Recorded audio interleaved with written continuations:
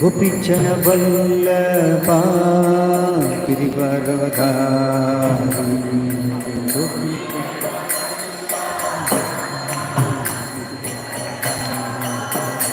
ಜಯ ಗೋಪಿಚನ ವಲ್ಲಭ ಗಿರಿವರಧಾರಿ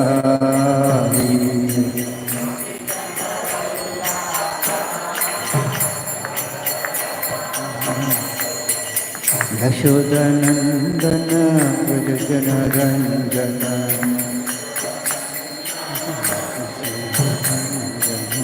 ಯಶೋದನಂದನ ಬ್ರಜಜನ ರಂಜನ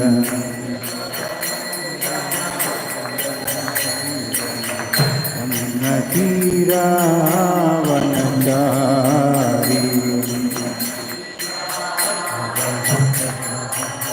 ಯಮುನಾ ತೀರಾವನಚಾರಿ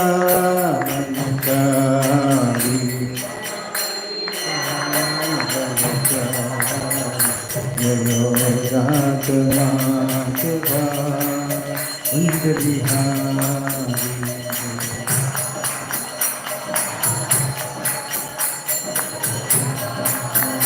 ಜಯೋ ರಾಜನಾಥ ಬಿಹಾರಿ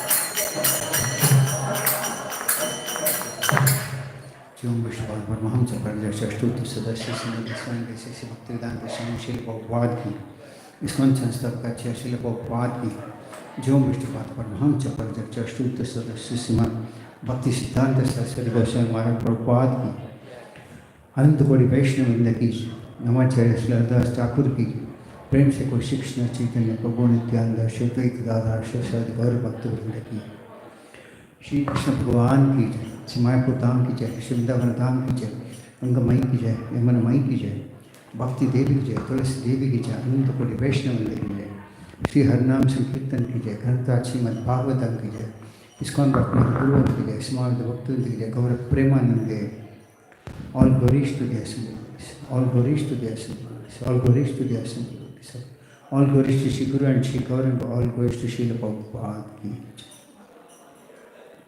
ओम ज्ञानतिमिरान्धस्नानाञ्जन शलाकया चक्षुरुन्मिलितं तस्मै श्रीगुरवे नमः।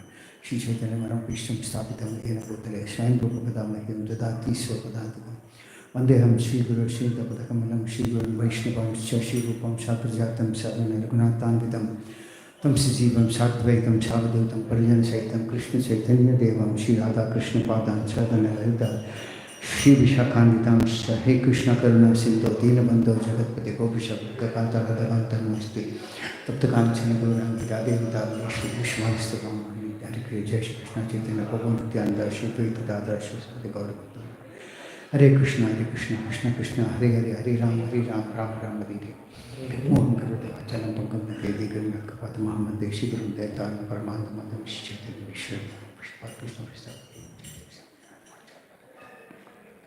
Hare Krishna. So, welcome you all to the Sunday feast program today. Hare Krishna. ಎಲ್ಲರಿಗೂ ಕೂಡ ಕಾರ್ತಿಕ ಮಾಸದ ಭಾನುವಾರದ ಕಾರ್ಯಕ್ರಮಕ್ಕೆ ಸ್ವಾಗತ. I've been asked to speak on the festivals that come during the month of Kartik. ಪ್ರಭುಗಳಿಗೆ ಈ ದಿನ ಪ್ರವಚನದ ವಿಷಯವಾಗಿ ಕಾರ್ತಿಕ ಮಾಸದಲ್ಲಿ ಬರುವಂತಹ ಹಬ್ಬಗಳ ಬಗ್ಗೆ ಮಾತಾಡೋದಕ್ಕೆ ಹೇಳಿದ್ದಾರೆ. And as you all know, Kartik is a very important month for devotees of the Lord. ನಮಗೆಲ್ಲರಿಗೂ ಕೂಡ ಗೊತ್ತಿರೋ ಹಾಗೆ ಯಾರ್ಯಾರು ಭಗವಂತನ ಭಕ್ತರಿದ್ದಾರೆ ಅವರೆಲ್ಲರಿಗೂ ಕೂಡ ಕಾರ್ತಿಕ ಮಾಸ ಅಂದ್ರೆ ಅದು ಏನೋ ಒಂದು ರೀತಿಯಲ್ಲಿ ವಿಶೇಷ. We may not be able to cover the entire thing that given time, but we'll try to cover the important ones. ಇವಾಗ ಇರುವಂತಹ ಒಂದು ಸಂಕ್ಷಿಪ್ತವಾದಂತಹ ಸಮಯದಲ್ಲಿ ಎಲ್ಲ ಲೀಲೆಗಳನ್ನು ನಾವು ಹೇಳಕ್ಕಾಗೋದಿಲ್ಲ, ಆದರೆ ಸಾಧ್ಯವಾದಷ್ಟನ್ನು ನಾವು ತಿಳುವಳಿಕೆ ಪಡ್ಕೊಳ್ಳೋಣ. So the month starts with Rasayatra, which is like the Lord playing with the gopis, and the gopis are trying to serve the Lord to the best possible way. ಈ ಒಂದು ಕಾರ್ತಿಕ ಮಾಸ ಪ್ರಾರಂಭ ಆಗೋದೇ ಭಗವಂತನ ರಾಸ ನೃತ್ಯ, ಆ ಒಂದು ಶರತ್ ಪೂರ್ಣಿಮದ ದಿನ ಪ್ರಾರಂಭ ಆಗುತ್ತೆ. ಆವಾಗ ಎಲ್ಲರೂ ಕೂಡ ಭಗವಂತನನ್ನ, ಗೋಪಿಯರೆಲ್ಲರೂ ಕೂಡ ಭಗವಂತನನ್ನ ಸೇವೆ ಮಾಡೋದಕ್ಕೆ ಅವರು ಪ್ರಯತ್ನವನ್ನು ಮಾಡ್ತಾರೆ. And as per the Shastras, they are on the highest platform of devotional service to Krishna. ಶಾಸ್ತ್ರದ ಒಂದು ಉಲ್ಲೇಖ ಏನಂದ್ರೆ ಆ ಎಲ್ಲ ಗೋಪಿಯರು ಕೂಡ ಒಂದು ತುಂಬಾ ಉತ್ತಮೋತ್ತಮವಾದಂತಹ ಮಟ್ಟದಲ್ಲಿದ್ದಂಥವ್ರು ಅವರೆಲ್ಲರೂ ಕೂಡ. And the Lord expanded into as many forms as the gopis who were present there in that festival. ಆ ಒಂದು ರಾಸ ನೃತ್ಯದಲ್ಲಿ ಭಾಗವಹಿಸಿದಂಥ ಎಲ್ಲ ಗೋಪಿಯರ ಜೊತೆ ಕೂಡ ಭಗವಂತನ ತನ್ನನ್ನು ತಾನು ವಿಸ್ತಾರವಾಗಿ ಎಲ್ಲರಿಗೂ ಕೂಡ ತನ್ನನ್ನು ವಿಸ್ತಾರವಾಗಿ ಮಾಡಿಕೊಂಡು ಎಲ್ಲರ ಜೊತೆ ಇದ್ದಂತ. They gave up everything what they had only to serve the Lord and give him pleasure. ಗೋಪಿಯರೆಲ್ಲರೂ ಕೂಡ ತಮ್ಮಲ್ಲಿರುವಂತಹ ಎಲ್ಲವನ್ನೂ ಕೂಡ ತ್ಯಾಗವನ್ನು ಮಾಡಿ ಭಗವಂತನನ್ನು ಸಂತೃಪ್ತಪಡಿಸಬೇಕು ಅನ್ನೋ ಉದ್ದೇಶದಿಂದ ಅವರೆಲ್ಲರೂ ಅಲ್ಲಿಗೆ ಬಂದಿದ್ದರು. Then we go on to the next festival which is called Bahulashtami. ಈ ಒಂದು ಕಾರ್ತಿಕ ಮಾಸ ಪ್ರಾರಂಭ ಆಗೋದು ನಾನು ನಿಮಗೆ ಹೇಳಿದಂಗೆ ಆ ಭಗವಂತನ ರಾಸ ನೃತ್ಯದಿಂದ ಪ್ರಾರಂಭ ಆಯಿತು. ಮುಂದಿನವಾದಂಥ ಒಂದು ಹಬ್ಬ ಬಹುಳಾಷ್ಟಮಿ. This is a day on which two holy kundas appeared in Vrindavan. ಈ ಒಂದು ಪವಿತ್ರವಾದಂತಹ ದಿನ ವೃಂದಾವನದಲ್ಲಿರುವಂತಹ ಪವಿತ್ರವಾದಂತಹ ಎರಡು ಕುಂಡಗಳು ಆವಿರ್ಭಾವವಾದಂತಹ ದಿನ. You all have visited these places, I suppose. So the two holy kundas are Radha Kunda and Shyam Kunda. ಯಾರ್ಯಾರು ವೃಂದಾವನಕ್ಕೆ ಪವಿತ್ರ ವೃಂದಾವನಕ್ಕೆ ಭೇಟಿ ಮಾಡಿದ್ದು ಅವರೆಲ್ಲರೂ ಕೂಡ ಖಂಡಿತವಾಗ್ಲೂ ಕೂಡ ಈ ಒಂದು ಧಾಮವನ್ನು ನೋಡಿರ್ತೀರ. ಒಂದು ರಾಧಾ ಕುಂಡ ಮತ್ತೊಂದು ಶ್ಯಾಮ ಕುಂಡ. So the pastime is like one time Krishna killed a demon in the name of Aristasura who appeared in the form of a bull. ಆ ಒಂದು ರಾಧಾಕುಂಡ ಶ್ಯಾಮಕುಂಡದ ಆವಿರ್ಭಾವ ಹೇಗಾಯ್ತು ಅಂದರೆ ಒಮ್ಮೆ ಕೃಷ್ಣ ಹರಿಷ್ಟಾಸುರ ಅನ್ನುವಂತಹ ಒಬ್ಬ ರಾಕ್ಷಸ ಅವನು ಬುಲ್ ಎತ್ತಿನ ಒಂದು ರೂಪದಲ್ಲಿ ಬಂದಿರ್ತಾನೆ. ರಾಕ್ಷಸ ಅವರ ಸಂಹಾರವನ್ನು ಮಾಡಿರ್ತಾರೆ. So Krishna killed the demon and delivered him. ಆ ಮುಖಾಂತರವಾಗಿ ಆ ರಾಕ್ಷಸನ ಸಂಹಾರ ಮಾಡಿ ಅವರ ಉದ್ಧಾರವನ್ನು ಮಾಡಿರ್ತಾರೆ Krishna. Now Srimati Radharani told Krishna that you have killed a bull which is a form of religion and so you have become impure. ಆವಾಗ ರಾಧಾರಾಣಿ ಹೇಳ್ತಾರೆ, ನೀನು ಆ ಒಂದು ಎತ್ತನ್ನು ನೀನು ಸಂಹಾರ ಮಾಡಿದ್ಯಾ, ಅದು ಕೂಡ ಒಂದು ರೀತಿಯ ಧರ್ಮದ ರೀತಿಯಲ್ಲಿ ಒಂದು ಪೂಜನೀಯವಾದಂಥ ಅದನ್ನು ನೀನು ಸಂಹಾರ ಮಾಡಿದ್ಯಾ, ನೀನು ಇವಾಗ ಅಪವಿತ್ರನಾಗಿದ್ದೀಯ ಅಂತ ರಾಧಾರಾಣಿ ಹೇಳ್ತಾರೆ. So she suggested to Krishna to free yourself from the contamination, you take bath in all the holy rivers. ಹಾಗಾಗಿ ನೀನು ಈ ಅಪವಿತ್ರದಿಂದ ಪವಿತ್ರನಾಗಬೇಕಂದ್ರೆ ಕೃಷ್ಣನಿಗೆ ರಾಧಾರಾಣಿ ಒಂದು ಸಂದೇಶವನ್ನು ಕೊಡ್ತಿದ್ದಾರೆ. ಎಲ್ಲ ಪವಿತ್ರ ನದಿಗಳಲ್ಲಿ ನೀನು ಸ್ನಾನ ಮಾಡಿದ್ರೆ ನೀನು ಪವಿತ್ರನಾಗ್ತೀಯ ಅಂತ ಹೇಳ್ತಾರೆ. Now Krishna is a transcendental personality and he is beyond the three modes of material nature, but this pastime was performed to show the opening of this, how these kundas came up. ಭಗವಂತ ದೇವೋತ್ತಮ ಪರಮ ಪುರುಷ ಕೃಷ್ಣ ಅವನು ಮೂರು ಗುಣಗಳಿಂದ ತ್ರಿಗುಣಗಳಿಂದ ಅವನು ಮೇಲ್ಪಟ್ಟವನು. ಆದರೂ ಕೂಡ ಈ ಒಂದು ರಾಧಾಕುಂಡ ಶ್ಯಾಮಕುಂಡದ ಆವಿರ್ಭಾವಕ್ಕೋಸ್ಕರ ಈ ಒಂದು ಲೀಲೆಯನ್ನು ಭಗವಂತ ಮಾಡಿದ್ದಾರೆ. So Krishna put his foot on the ground and made a big hole and invited all the holy rivers into that place. Krishna ಏನ್ ಮಾಡ್ತಾರೆ, ರಾಧಾರಾಣಿ ಮಾತನ್ನ ಕೇಳಿ ತಮ್ಮ ಕಾಲಿನ ಮುಖಾಂತರ ಆ ಒಂದು ಸ್ಥಳದಲ್ಲಿ ಗೋವರ್ಧನಗಿರಿಯ ಸ್ಥಳದಲ್ಲಿ ದೊಡ್ಡದಾದಂಥ ಒಂದು ಹಳ್ಳವನ್ನ ಮಾಡ್ತಾರೆ. ಅಲ್ಲಿ ಎಲ್ಲ ಪವಿತ್ರ ನದಿಗಳನ್ನ ಆಹ್ವಾನ ಮಾಡ್ತಾರೆ. That place is called Shyam Kunda. Krishna took bath there and then Krishna told Srimati Radharani that you all have taken sight of a demon, so you have become impure. ಅವಾಗ ಏನಾಗುತ್ತೆ ಅಂದರೆ ಕೃಷ್ಣ ಆ ಒಂದು ಪವಿತ್ರ ನದಿ ಎಲ್ಲರೂ ಬಂದಿರ್ತಾರಲ್ಲ ಅಲ್ಲಿ ಅವರು ಸ್ನಾನವನ್ನು ಮಾಡ್ತಾರೆ. ಸ್ನಾನವನ್ನು ಮಾಡಿ ಅವರು ಪವಿತ್ರರಾಗ್ತಾರೆ. ಆಗ ಕೃಷ್ಣ ಗೋಪಿಯರೆಲ್ಲರೂ ಕೂಡ ಹೇಳ್ತಾರೆ, ಇವಾಗ ನೀವು ಒಬ್ಬ ಹರಿಷ್ಟಾಸುರ ರಾಕ್ಷಸನ ಪರವಾಗಿ ಮಾತಾಡಿದ್ದೀರಲ್ವಾ, ಇವಾಗ ನೀವು ಕೂಡ ಅಪವಿತ್ರರಾಗಿದ್ದೀರಾ, ನೀವು ಪವಿತ್ರರಾಗಬೇಕು ಅಂತ ಹೇಳ್ತಾರೆ. So, but there was no water there, but what they did was, Radharani did was, they put their bangles and these things and made a hole there, and then they invited all the holy rivers. ಆವಾಗ ಏನು ಮಾಡ್ತಾರೆ, ಎಲ್ಲ ಗೋಪಿಯರು ಮತ್ತು ರಾಧಾರಾಣಿ ಏನು ಮಾಡ್ತಾರೆ ಅಂದರೆ ಅವರ ಒಂದು ಬಳೆಗಳಿಂದ ಅವರು ಕೂಡ ಒಂದು ಹಳ್ಳವನ್ನು ಏನು ಮಾಡ್ತಾರೆ, ತೋಡ್ತಾರೆ. So then they all took bath and then Krishna also took bath and that particular kunda is called Radha Kunda. ಅಲ್ಲಿ ಕೂಡ ಎಲ್ಲ ನದಿಗಳು ಕೂಡ ಅಲ್ಲಿ ಬರ್ತಾರೆ. ಅಲ್ಲಿ ಕೃಷ್ಣ ಮತ್ತು ರಾಧಾರಾಣಿ ಇಬ್ಬರು ಕೂಡ ಸ್ನಾನವನ್ನು ಮಾಡ್ತಾರೆ. ಆ ಒಂದು ನಿಖರವಾದಂತಹ ಆ ಒಂದು ಕುಂಡಕ್ಕೆ ರಾಧಾ ಕುಂಡ ಅಂತ ಹೆಸರು. It is said that anyone who takes a bath in both these kundas, Radha Kund, Shyam Kund, becomes free of all sinful reactions and gets mercy of Srimati Radharani. ಶಾಸ್ತ್ರದ ಉಲ್ಲೇಖ ಈ ಪ್ರಕಾರವಾಗಿದೆ, ಯಾವೊಬ್ಬ ವ್ಯಕ್ತಿ ಈ ಒಂದು ಪವಿತ್ರವಾದಂಥ ರಾಧಾಕುಂಡ ಶ್ಯಾಮಕುಂಡದಲ್ಲಿ ಒಮ್ಮೆ ಸ್ನಾನ ಮಾಡ್ತಾರೆ ಅವರೆಲ್ಲರೂ ಕೂಡ ಪಾಪಗಳಿಂದ ಮುಕ್ತರಾಗಿ ಆ ರಾಧಾರಾಣಿಯ ಕೃಪೆ ಅವರಿಗೆ ಪ್ರಾಪ್ತಿಯಾಗುತ್ತೆ. The next festival is Deepavali. ಈ ಒಂದು ಕಾರ್ತಿಕ ಮಾಸದಲ್ಲಿ ಬರುವಂಥ ಮುಂದನೇ ಹಬ್ಬ ದೀಪಾವಳಿ ಹಬ್ಬ. ಈಗಾಗಲೇ ನಾವೆಲ್ಲರೂ ಕೂಡ ಆಚರಣೆ ಮಾಡಿದ್ದೀವಿ. ಅಲ್ಲಿ what you said, celebrated. Okay. Now, Deepavali normally is misunderstood to be a festival of bursting firecrackers and making some sweets and celebrating. ಸಾಮಾನ್ಯವಾಗಿ ದೀಪಾವಳಿ ಅಂದರೆ ನಾವೆಲ್ಲ ಯಾವ ಪ್ರಕಾರವಾಗಿ ಅದನ್ನು ಆಚರಣೆ ಮಾಡಿದ್ದೀವಿ ಅಂದರೆ, ದೀಪಾವಳಿ ಅಂದರೆ ಒಂದು ಪಟಾಕಿಗಳದೇ ಒಂದು ದೊಡ್ಡ ಹಬ್ಬ, ಜೊತೆಯಲ್ಲಿ ಸ್ವಲ್ಪ ಸ್ವೀಟ್ಸ್ನ ಎಲ್ಲರೂ ಕೂಡ ಹಂಚಿದ್ರೆ ಅದೇ ಹಬ್ಬ ಅಂತ ನಾವು ಅರ್ಥ ಮಾಡ್ಕೊಂಡಿದ್ದೀವಿ. Actual importance of that festival is when the Lord appeared as Lord Rama in Tirtha Yuga. As you all know, he performed his pastime of killing Ravana in Sri Lanka and he was coming back. ಯಾವಾಗ ರಾಮಚಂದ್ರ ಅವತಾರವನ್ನು ತಗೊಂಡಿರ್ತಾರೆ, 14 ವರ್ಷ ಅವರು ವನವಾಸದಲ್ಲಿ ಇರ್ತಾರೆ, ರಾವಣನ ಸಂಹಾರ ಆದ ನಂತರ ಅವರೇನು ಮಾಡ್ತಾರೆ, ವಾಪಸ್ ಬರ್ತಾರೆ. And the day on which he returned back to Ayodhya, all the citizens actually they felt a lot of separation from the Lord for 14 years. ಯಾವಾಗ ಅವರು ಬರ್ತಾರಲ್ಲ, ರಾವಣನ ಸಂಹಾರ ಮಾಡಿ ಬರುವಂತಹ ದಿನ, ಆ ದಿನ ಅಲ್ಲಿವರೆಗೂ ಕೂಡ 14 ವರ್ಷಗಳ ಕಾಲ ಅಲ್ಲಿರುವಂತಹ ಎಲ್ಲ ಅಯೋಧ್ಯ ವಾಸಿಗಳೆಲ್ಲರೂ ಕೂಡ ಆ ರಾಮಚಂದ್ರನ ಒಂದು ವಿರಹದಲ್ಲಿ, ವೇದನೆಯಲ್ಲಿ ಅವರು ತೊಡಗಿರ್ತಾರೆ. And they were all very eager as to when the Lord would come, and they were waiting to welcome him with these lights. ಆ ಒಂದು ಅಯೋಧ್ಯ ವಾಸಿಗಳೆಲ್ಲರೂ ಕೂಡ ಎಷ್ಟು ಕಾತರದಿಂದ ಕಾದಿದ್ರು ಅಂದರೆ, ಆ ಒಂದು ರಾಮಚಂದ್ರನ ನೋಡೋದಕ್ಕೆ ಕಾತರದಲ್ಲಿದ್ದರು.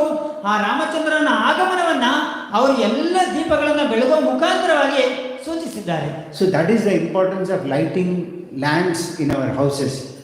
ಇದು ದೀಪಾವಳಿ ಹಬ್ಬದ ದಿನ ನಾವು ದೀಪಗಳನ್ನು ಹಚ್ಚುವಂತರ ಒಂದು ಸಂಕೇತ.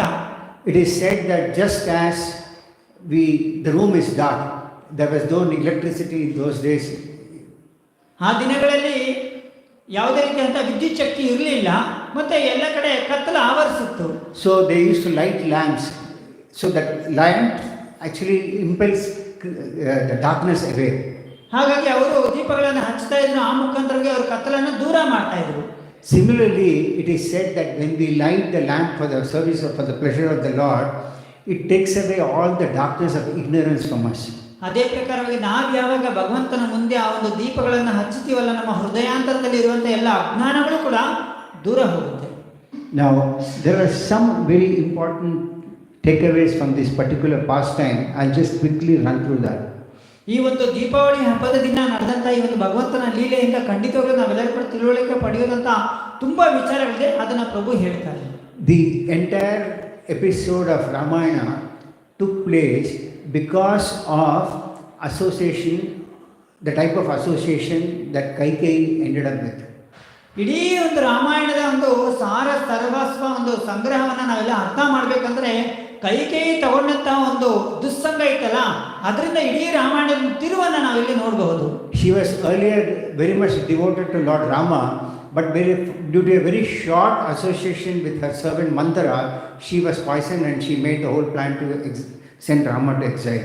ಮೊದಲಿಗೆ ಕೈಕೇಯಿಗೆ ರಾಮಚಂದ್ರ ಅಂದರೆ ಎಲ್ಲಿಲ್ಲದಂತಹ ಪ್ರೀತಿ, ಆದರೆ ಇಷ್ಟೆಲ್ಲ ಇತ್ತು. ಆದರೆ ಯಾವಾಗ ಮಂಥರೆಯ ಸಹವಾಸವನ್ನ ಮಾಡ್ತಾರೆ, ಆವಾಗ ಏನು ಮಾಡ್ತಾರೆ, ರಾಮಚಂದ್ರನ ಅಯೋಧ್ಯೆಯಿಂದ ಕಾಡಿಗೆ ವನವಾಸಕ್ಕೆ ಕಳಿಸ್ತಾರೆ.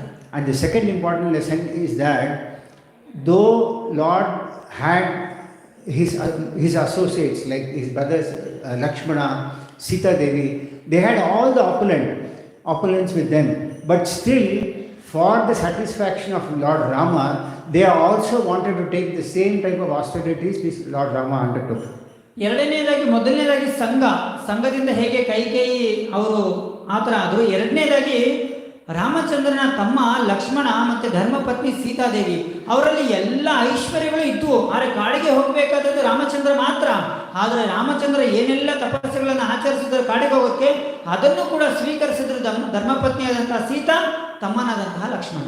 And the Lord had nothing but bow and arrow and his associates in the form of monkeys.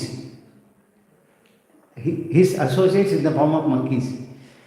ಆದರೆ ರಾಮಚಂದ್ರ ನೋಡಿ, ಅವರು ಅಷ್ಟೆಲ್ಲ ಐಶ್ವರ್ಯವಂತರು ಮತ್ತೆ ಪೌರುಷ ಇಷ್ಟೆಲ್ಲ ಇದ್ರೂ ಕೂಡ ಅವರು ಆ ಒಂದು ಕೋತಿಗಳ ವಾನರರ ಜೊತೆ ಅವರು ಸಹವಾಸವನ್ನು ಮಾಡಿರ್ತಾರೆ. Whereas Ravana had the most sophisticated weapons at that time.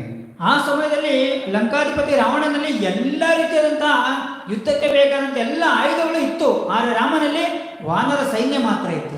But the pastime showed that ultimately Rama killed Ravana and became victorious. The takeaway is that as long as the Lord, we keep the Lord with us, we will always be victorious, which is what Lord is telling in Bhagavad Gita also to Arjuna.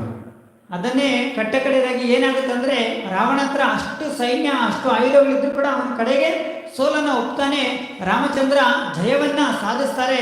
ತಾತ್ಪರ್ಯ ಏನಂದ್ರೆ ಎಲ್ಲಿವರೆಗೂ ಭಗವಂತನ ನಮ್ಮ ಜೊತೆ ಇರ್ತಾರೆ, ಜೀವನದಲ್ಲಿ ಕೂಡ ಖಂಡಿತವಾಗ್ಲೂ ಕೂಡ ನಾವು ವಿಜಯಶಾಲಿಯಾಗೇ ಇರ್ತೀವಿ ಅನ್ನೋದನ್ನೇ ಭಗವದ್ಗೀತೆಯಲ್ಲಿ ಕಟ್ಟಕಡೆ ಶ್ಲೋಕದಲ್ಲಿ ಎತ್ತರ ಯೋಗೇಶ್ವರ ಕೃಷ್ಣನದಲ್ಲಿ ಭಗವಂತ ಹೇಳ್ತಾರೆ. And Bharata, though he was given all the opulence because of which the whole plan was made, he did not rule the kingdom sitting in the palace, but rather he went to a forest nearby, and he also undertook the same austerities which Lord Rama undertook. So he did not want to be living in an opulent environment. I mean, opulence does not necessarily bring happiness. ಮತ್ತೊಂದು ಕಡೆ ತುಂಬ ಚೆನ್ನಾಗಿ ಅರ್ಥ ಮಾಡ್ಕೋಬೇಕಂತ ವಿಚಾರ ಏನಂದ್ರೆ, ಯಾವಾಗ ರಾಮ ಅಯೋಧ್ಯೆಯಿಂದ ಕಾಡಿಗೆ ಹೋಗ್ತಾರಲ್ಲ, ಆವಾಗ ಇಡೀ ಅಯೋಧ್ಯಾಪತಿ ಆದದ್ದು ಭರತ. ಆದರೆ ಭರತ ಯಾವತ್ತೂ ಕೂಡ ಸಿಂಹಾಸನವನ್ನು ಏರಲಿಲ್ಲ, ಸಿಂಹಾಸನದ ಒಂದು ರಾಜ ಸೌಕರ್ಯಗಳನ್ನು ಅವ್ರು ತಗೊಳ್ಳಿಲ್ಲ. ಬದಲಾಗಿ ಅವರು ಕೂಡ ಅಲ್ಲಿಂದ ಹತ್ತಿರ ಇರುವಂಥ ಕಾಡಿಗೆ ಬಂದು ಆ ಕಾಡಲ್ಲಿ ಅವರು ತಪಸ್ಸುಗಳನ್ನು ಆಚರಣೆಯನ್ನು ಅವರು ಕೂಡ ಮಾಡ್ತಾ ಇದ್ರು. ಅಂದರೆ ಐಶ್ವರ್ಯ ಒಂದೇ ಒಬ್ಬ ವ್ಯಕ್ತಿಗೆ ಆನಂದವನ್ನು ಕೊಡೋದಿಲ್ಲ, ಆದರೆ ಭಗವಂತ ನೀಡಿರುವಂಥ ಐಶ್ವರ್ಯ ಅದು ಶೂನ್ಯ. The next most important occasion that happened on the day of Diwali is the day when the Lord performed the Damodar pastime, Damodar Leela. ಮತ್ತೊಂದು ತುಂಬಾ ಎಲ್ಲರಿಗೂ ಕೂಡ ಮನಸ್ಸಿಗೆ ಆನಂದ ಕೊಡುವಂತಹ ಒಂದು ಲೀಲೆ ಭಗವಂತ ಈ ಒಂದು ದೀಪಾವಳಿ ದಿನದಂದೇ ಮಾಡಿದ್ದೇನೆಂದ್ರೆ, ಭಗವಂತ ಯಶೋದೆಗೆ ಕಟ್ಟು ಬಿದ್ದು ದಾಮೋದರ ಲೀಲೆಯನ್ನು ಮಾಡಿದಂತಹ ದಿನ. The Lord, actually Mother Yashoda wanted to give the Lord the best possible butter. Yashoda ಕೃಷ್ಣನಿಗೆ ತುಂಬಾ ಸ್ವಾದಿಷ್ಟಪೂರ್ಣವಾದಂತಹ ಒಂದು ಬೆಣ್ಣೆಯನ್ನು ಕೊಡೋದಕ್ಕೆ ಪ್ರಯತ್ನವನ್ನು ಮಾಡಿದ್ದಾಳೆ. And she selected the best cows of the 900,000 cows they had. 9 lakh ಹಸುಗಳಲ್ಲಿ ತುಂಬಾ ಶ್ರೇಷ್ಠವಾದಂಥ 8 ಹಸುಗಳನ್ನ ಯಶೋದ ಆಯ್ಕೆ ಮಾಡ್ಕೊಂಡಿದ್ದಾಳೆ. And she would make the best butter out of it and offer it to Lord Krishna. ಅದರಲ್ಲಿ ಬಂದಂತಹ ಬೆಣ್ಣೆಯನ್ನ ತೆಗೆದು ಭಗವಂತನಿಗೆ ಕೃಷ್ಣನಿಗೆ ಅವರು ಕೊಡೋದಕ್ಕೆ ವ್ಯವಸ್ಥೆಯನ್ನ ಮಾಡಿದ್ದಾರೆ. And Krishna used to go and steal butter from all the gopis' house, and she was wondering, why is it that my son is going and stealing butter when I am trying to give him the best possible butter? ಆದರೆ ಕೃಷ್ಣ ನವನೀತ ಚೋರ ನಮಗೆಲ್ಲ ಗೊತ್ತಿರೋ ಹಾಗೆ ಅವರು ಅವ್ರ ಮನೆಯಲ್ಲಿರುವಂಥ ಬೆಣ್ಣೆ ತಿನ್ನೋದು ಬಿಟ್ಟು ಮಿಕ್ಕ ಎಲ್ಲ ಗೋಪಿಯವ್ರ ಮನೆಗೆ ಹೋಗೋದು ಬೆಣ್ಣೆಯನ್ನ ತಿನ್ನೋದು. ಇದು ಯಶೋದೆಗೆ ಒಂದು ದೊಡ್ಡದಾದಂಥ ಒಂಥರ ಆಶ್ಚರ್ಯ. ಮನೇಲಿ ಇಷ್ಟು ಬೆಣ್ಣೆ ಇದ್ರು ಕೂಡ ಮತ್ತೊಬ್ಬರ ಮನೆಗೆ ಹೋಗಿ ಬೆಣ್ಣೆ ತಿನ್ನುವಂತಹ ವ್ಯವಸ್ಥೆ ನಿನಗೇನೋ ಕೃಷ್ಣ ಅನ್ನೋದು Yashoda. We see normally in the material world also, there is a lot of competition amongst the personal people to do something better amongst themselves, better than the other. ಭೌತಿಕ ಜೀವನದಲ್ಲೂ ಕೂಡ ಸಾಮಾನ್ಯವಾಗಿ ನಮಗೆಲ್ಲ ಏನು ಒಂದು ಆಲೋಚನೆ ಇರುತ್ತೆ ಅಂದರೆ, ನಾವು ಕೂಡ ಇನ್ನೊಬ್ರಿಗಿಂತ ತುಂಬ ಹೆಚ್ಚೆಚ್ಚಿಗೆ ಒಂದು ಉನ್ನತವಾಗಿ ಏನಾದ್ರು ಒಂದು ಮಾಡಬೇಕು ಅನ್ನೋಂಥ ಒಂದು ಕಾಂಪಿಟೇಷನ್ ಇದ್ದೇ ಇರುತ್ತೆ. But if we are able to exhibit the same mood and attitude, the spiritual activities to keep the Lord satisfied, that is perfection. ಆದರೆ ಭೌತಿಕ ಜಗತ್ತಿನಲ್ಲಿ ಇನ್ನೊಬ್ಬರಿಗಿಂತ ಮೇಲೆ ಹೋಗೋದಕ್ಕಿಂತ ಅದೇ ಒಂದು ವಿಚಾರವನ್ನು ಆಧ್ಯಾತ್ಮಿಕ ಜೀವನದಲ್ಲಿ ಭಗವಂತನನ್ನ ಸೇವೆ ಮಾಡೋದಕ್ಕೆ, ಭಗವಂತನನ್ನ ಸಂತೃಪ್ತಿಗೊಳಿಸೋದಕ್ಕೆ ನಾವು ಹೆಚ್ಚೆಚ್ಚಿಗೆ ಮುಂದೆ ಹೋಗ್ತೀವಲ್ಲ, ಆ ಕಾಂಪಿಟೇಷನ್ ಇರ್ತಲ್ಲ, ಅದು perfection. Now Mother Yashoda had kept some milk in the stove and that was boiling, and that is the time when she was feeding her son also. ಒಲೆಯಲ್ಲಿ ಯಶೋದ ಹಾಲನ್ನು ಇಟ್ಟಿದ್ದಾಳೆ, ಅದು ಕುದೀತಾ ಇದೆ. ಆ ಸಮಯದಲ್ಲಿ ಯಶೋದ ಕೃಷ್ಣನಿಗೆ ಹಾಲನ್ನು ಉಣಿಸ್ತಿದ್ದಾಳೆ. So at that time she put the Lord down and she went to put off the milk in the stove. ಒಲೆಯಲ್ಲಿದ್ದಂಥ ಹಾಲು ಉಕ್ತಾ ಇದೆ. ತಾಯಿ ಯಶೋದ ಕೃಷ್ಣನನ್ನ ಕೆಳಗಡೆ ಇಟ್ಟು ಆ ಒಲೆ ಹತ್ರ ಓಡೋಗಿದ್ದಾಳೆ. Now this Krishna got angry. The reason is that he was actually satisfied with what he was getting from his mother. ಕೃಷ್ಣನಿಗೆ ಕೋಪ ಬಂತು. ಆದರೆ ಏನು ಕೃಷ್ಣ ತಾಯಿಯಿಂದ ಪಡ್ಕೋತಾ ಇದ್ದಲ್ಲ, ಅದರಿಂದ ಅವ್ರಿಗೆ ಸಂತೃಪ್ತಿ ಇತ್ತು. But he got angry because of that interruption in the service which his mother did for him. ಆದರೆ ಯಾಕೆ ಕೋಪ ಬಂತು ಅಂದ್ರೆ, ಅಷ್ಟು ಆನಂದದಿಂದ ತಾಯಿ ಹತ್ರ ಹಾಲನ್ನು ಕುಡಿತಾ ಇದ್ದಾಳೆ, ಸಡನ್ ಆಗಿ ಇದೊಂದು ವಿಘ್ನ ಬಂತಲ್ಲ, ಅಮ್ಮ ಅಲ್ಲಿ ಓಡೋದಲ್ಲ, ಹಾಗಾಗಿ ಅವನಿಗೆ ಕೋಪ ಬಂತು. So similarly, when we render service to the Lord does not like any interruption in service from our side. ಅದೇ ಪ್ರಕಾರವಾಗಿ ನಾವು ಕೂಡ ಭಗವಂತನಲ್ಲಿ ಸೇವೆಯನ್ನು ತುಂಬ ಚೆನ್ನಾಗಿ ಮಾಡ್ತಾ ಇರ್ತೀವಿ, ಆದರೆ ನಾವು ಆವಾಗ ಡಿಸ್ಟರ್ಬ್ ಮಾಡ್ತೀವಲ್ಲ, ಅದು ಭಗವಂತನಿಗೆ ಇಷ್ಟ ಆಗೋದಿಲ್ಲ. It is a practice in us.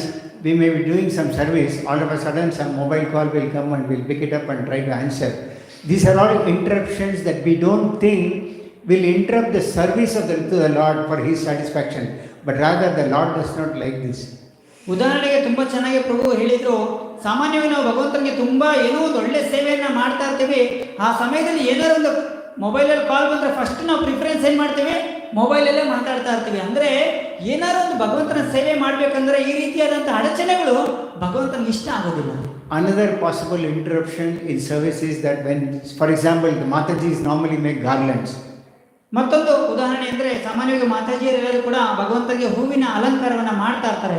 So the mood should be, how best can I make this garland? ಭಾವ ಹೇಗಿರ್ಬೇಕಂದ್ರೆ ಎಷ್ಟು ಸುಂದರವಾಗಿ ಈ ಒಂದು ಹೂವಿನ ಮಾಲೆಯನ್ನ ಮಾಡಬೇಕು ಅನ್ನೋದು ಮುಖ್ಯ. So somebody sitting next to the Mataji might ask, how was what did you cook today? ಆದ್ರೆ ಇಲ್ಲಿ ಹೂವ ಕಟ್ಟಬೇಕಂದ್ರೆ ಮಾತಾಜಿ ನಿಮ್ಮ ಮನೇಲಿ ಇವತ್ತೇನು ಅಡುಗೆ ಮಾಡಿದ್ರಿ? Or what did your son do, or what did your daughter do today? ಮಗ ಏನ್ ಮಾಡ್ತಿದ್ದಾರೆ, ಮಗ ಏನ್ ಮಾಡ್ತಿದ್ದಾರೆ? In the process, what happens is that the consciousness with which we are supposed to serve the Lord becomes diluted. ಅಂದ್ರೆ ಆವಾಗ ಭಗವಂತನಿಗೆ ಏನು ನಾವು ಪ್ರೀತಿಪೂರ್ವಕ ಮಾಡಬೇಕು ಅನ್ನೋ ವಿಚಾರ ಬಿಟ್ಟು ನಾವು ಮನೆಯ ವಿಚಾರಗಳನ್ನೇ ಚರ್ಚೆನ ಮಾಡ್ತಾ ಆ ಪ್ರಜ್ಞೆಯಲ್ಲಿ ನಾವು ಮಾಡುವಂತ ಕೆಲಸ ಅದು ಅಷ್ಟೊಂದು ಪೂರ್ಣ ಅನ್ಸೋದಿಲ್ಲ. Similarly, when somebody cooks for the Lord, his mood should be, how best can I cook for the Lord to keep him happy? ಅದೇ ಪ್ರಕಾರ ನಾವು ಬೆಳಿಗ್ಗೆ ಎದ್ರೆ ಭಗವಂತನಿಗೆ ನೈವೇದ್ಯಕ್ಕಾಗಿ ಅಡುಗೆಯನ್ನ ಮಾಡ್ತಾ ಇರ್ತೀವಿ. ಮಾಡಬೇಕಾದ್ರೆ ಭಗವಂತನಿಗೆ ಎಷ್ಟು ರುಚಿಯಾಗಿ ಅಡುಗೆಯನ್ನ ಮಾಡಿ ಬಡಿಸ್ಬೇಕು ಅನ್ನೋಂತಹ ಭಾವ ನಮ್ಮಲ್ಲಿ ಇರಬೇಕು. So when Mother Yashoda came back, by the time Krishna out of his anger broke the butter pot which was lying on the, and he took the butter and he went, not only he started distributing to the monkeys just outside his room. ಇನ್ನೇನು ಅಮ್ಮ ಅಡುಗೆ ಮನೆಯಿಂದ ಒಲೆಯಿಂದ ಹಾಲನ್ನ ಇಟ್ಟು ಹೊರಗಡೆ ಬರೋಷ್ಟರಲ್ಲಿ ಕೃಷ್ಣ ಏನ್ ಮಾಡ್ದ, ಕೋಪದಿಂದ ಎಲ್ಲ ಮಡಿಕೆಗಳನ್ನ ಹೊಡೆದು ಬೆಣ್ಣೆಯನ್ನು ತಿಂದು ಅದೇ ಬೆಣ್ಣೆಯನ್ನು ಕೋತಿಗಳಿಗೂ ತಿನ್ನಿಸಿ ಅಲ್ಲಿಂದ ಹೊರಗಡೆ. Now Mother Yashoda came back and saw Krishna was not there, but she saw the footprints, and then she went where these footprints led to, and she saw and she was upset. ಯಾವಾಗ ಅಮ್ಮ ಹೊರಗಡೆ ಬರ್ತಾರೆ, ನೋಡ್ತಾರೆ ಕೃಷ್ಣ ಅಲ್ಲಿಲ್ಲ. ಆದ್ರೆ ಕೃಷ್ಣನ ಎಲ್ಲ ಮುದ್ದು ಪಾದದ ಚಿಹ್ನೆಗಳೆಲ್ಲ ಇತ್ತು, ಯಾಕಂದ್ರೆ ಬೆಣ್ಣೆ ಮೇಲೆ ನಡ್ಕೊಂಡು ಹೋಗಿದ್ನಲ್ಲ. ಹೊರಗಡೆ ಹೋದ್ರು, ಅಮ್ಮಗೆ ಸ್ವಲ್ಪ ಬೇಸರ ಆಯಿತು. She felt that I made the best butter, but I am not been able to satisfy Krishna with this. ಎಷ್ಟು ಸೊಗಸಾದಂತಹ ಸ್ವಾದಿಷ್ಟವಾದಂತಹ ಬೆಣ್ಣೆಯನ್ನು ನಾನು ಮಾಡಿದೆ, ಆದ್ರೆ ಕೃಷ್ಣ ಅದನ್ನು ತಿನ್ಸೋದಕ್ಕೂ ಮುಂಚೆನೆ ಹೋಗ್ಬಿಟ್ರಲ್ಲ ಅಂತ ಸ್ವಲ್ಪ ಅವರಿಗೆ ಅಸಂತೃಪ್ತಿ. So sometimes we may be engaged in serving Krishna in the best possible way, but we might be wondering whether the service that I have done to Krishna was right or not, or will he be satisfied or not. ಕೆಲವೊಮ್ಮೆ ನಮಗೂ ಕೂಡ ಈ ರೀತಿ ಅನ್ನಿಸ್ತಾ ಇರುತ್ತೆ, ಭಗವಂತನಿಗೆ ಎಷ್ಟೊಂದು ಸೇವೆಗಳನ್ನು ನಾವು ತುಂಬ ಶ್ರದ್ಧೆಯಿಂದ ಮಾಡ್ತಾ ಇರ್ತೀವಿ. ಆದರೆ ಕೆಲವೊಮ್ಮೆ ಈ ಪ್ರಶ್ನೆ ನಮ್ಮಲ್ಲಿ ಬರುತ್ತೆ, ನಾನು ಮಾಡುವಂಥ ಸೇವೆ ಭಗವಂತನಿಗೆ ಇಷ್ಟ ಆಗ್ತಿದೆಯಾ ಆಗ್ತಿಲ್ವಾ, ಏನು ಮಾಡ್ತಾ ಇದ್ದೀನಿ, ಸರಿನಾ ತಪ್ಪಾ ಅನ್ನೋ ಒಂದು ವಿಚಾರ ನಮಗೂ ಕೂಡ ಸಹಜವಾಗಿ ಬರುತ್ತೆ. So we should not be disturbed by what has happened or what has not happened in the service. Rather continue to do the service with the mood of serving the Lord better and better. ಆ ಸಮಯದಲ್ಲಿ ನಾವೇನು ಮಾಡಬೇಕಂದ್ರೆ, ನಾವು ಮಾಡಿರುವಂಥ ಸೇವೆ ಅದು ಸರಿನಾ ತಪ್ಪಾ ಅನ್ನೋದಕ್ಕೆ ಯೋಚನೆ ಮಾಡಿ ಅದರಿಂದ ನಾವು ಗೊಂದಲಕ್ಕೆ ಒಳಗಾಗೋದಕ್ಕಿಂತ ಮುಂದೆ ನಾವು ಇನ್ನೂ ಏನು ಚೆನ್ನಾಗಿ ಮಾಡ್ಬೋದು ಅನ್ನೋದ್ರ ಕಡೆ ಗಮನ ಕೊಡೋದು ಉತ್ತಮ. When Mother Yashoda saw Krishna, she picked up a stick and she started chasing Krishna, exhibiting her anger. ಅಮ್ಮ ಯಶೋದ ಯಾವಾಗ ಕೃಷ್ಣ ಈ ರೀತಿ ಕೆಲಸ ಮಾಡಿ ಹೊರಗಡೆ ಹೋಗಿದ್ನಲ್ಲ, ನೋಡಿದ ತಕ್ಷಣ ಅಮ್ಮ ಕೈಯಲ್ಲಿ ಬೆತ್ತ ಹಿಡಿದು ಕೃಷ್ಣನಿಂದ ಓಡಿದ್ಲು. And Krishna saw this and he was relishing this anger mood of Mother Yashoda. Krishna ಇದನ್ನ ನೋಡಿ ಅವ್ರಿಗೊಂಥರ ಆನಂದ ಆಯ್ತು. ಅಮ್ಮ ಕೋಪದಿಂದ ಓಡಿ ಬರ್ತಾ ಇದ್ದಲ್ಲ, ಅದು ನೋಡಿ ಕೃಷ್ಣನಿಗೊಂಥರ ಆನಂದ ಆಯಿತು. One name for Krishna is Rasaraj. That is, he tastes the mellows of his devotees in various forms. ಕೃಷ್ಣನಿಗೆ ಮತ್ತೊಂದು ಹೆಸರಿದೆ ರಸರಾಜ ಅಂತ. ಅಂದ್ರೆ ಭಕ್ತರಲ್ಲಿರುವಂಥ ಎಲ್ಲ ರಸಗಳಿದೆ, ಈ ರೌದ್ರ ರಸ, ಮಾಧುರ್ಯ ರಸ, ವಾತ್ಸಲ್ಯ, ಈ ಎಲ್ಲ ರಸಗಳನ್ನು ಕೂಡ ಭಗವಂತ Krishna ಆನಂದಿಸ್ತಾನೆ. Now for example, Krishna was satisfied with Bhishma Deva fighting with him in chivalrous rasa. Chivalry. Not shaurya, chivalry, fighting spirit. ಉದಾಹರಣೆಗೆ ಭಗವಂತನ ಭಕ್ತ ಭೀಷ್ಮನ ವಿರುದ್ಧ ಯಾವಾಗ ಯುದ್ಧವನ್ನ ಮಾಡಬೇಕಂದ್ರೆ ಭೀಷ್ಮದೇವರು ತುಂಬಾ ಕ್ರೋಧದಿಂದ ಭಗವಂತನಿಗೆ ನುಗ್ಗಿ ಬರ್ತಾರೆ. ಆ ಒಂದು ರೌದ್ರ ರಸವನ್ನು ಕೂಡ ಭಗವಂತ ಇಷ್ಟಪಡ್ತಾನೆ. There are so many rasas that Krishna enjoys. Another familiar thing that Krishna enjoys with his friend, that is the Gopas, sitting with all of them eating from what he has brought from his box, and he also starts taking whatever the others have brought and takes. ಮತ್ತೊಂದು ಭಗವಂತನ ಒಂದು ಉದಾಹರಣೆ ಅಂದರೆ ಸಾಕ್ಯ ರಸ. ಕೃಷ್ಣ ಏನು ಮಾಡ್ತಿದ್ರು ಅಂದರೆ ಆ ಗೋವುಗಳನ್ನು ಇದು ಮಾಡಕ್ಕೆ ಹೋಗ್ತಾಗ ಅವರ ಸ್ನೇಹಿತರೆಲ್ಲ ತನ್ನಂತಹ ಅಡುಗೆಗಳನ್ನು ಕೃಷ್ಣ ತಗೊಂಡು ತಿಂತಾ ಇದ್ದ, ತಾನು ತಂದಿದ್ದು ಕೂಡ ಅವ್ರಿಗೆಲ್ಲ ಕೊಡ್ತಾ ಇದ್ರು.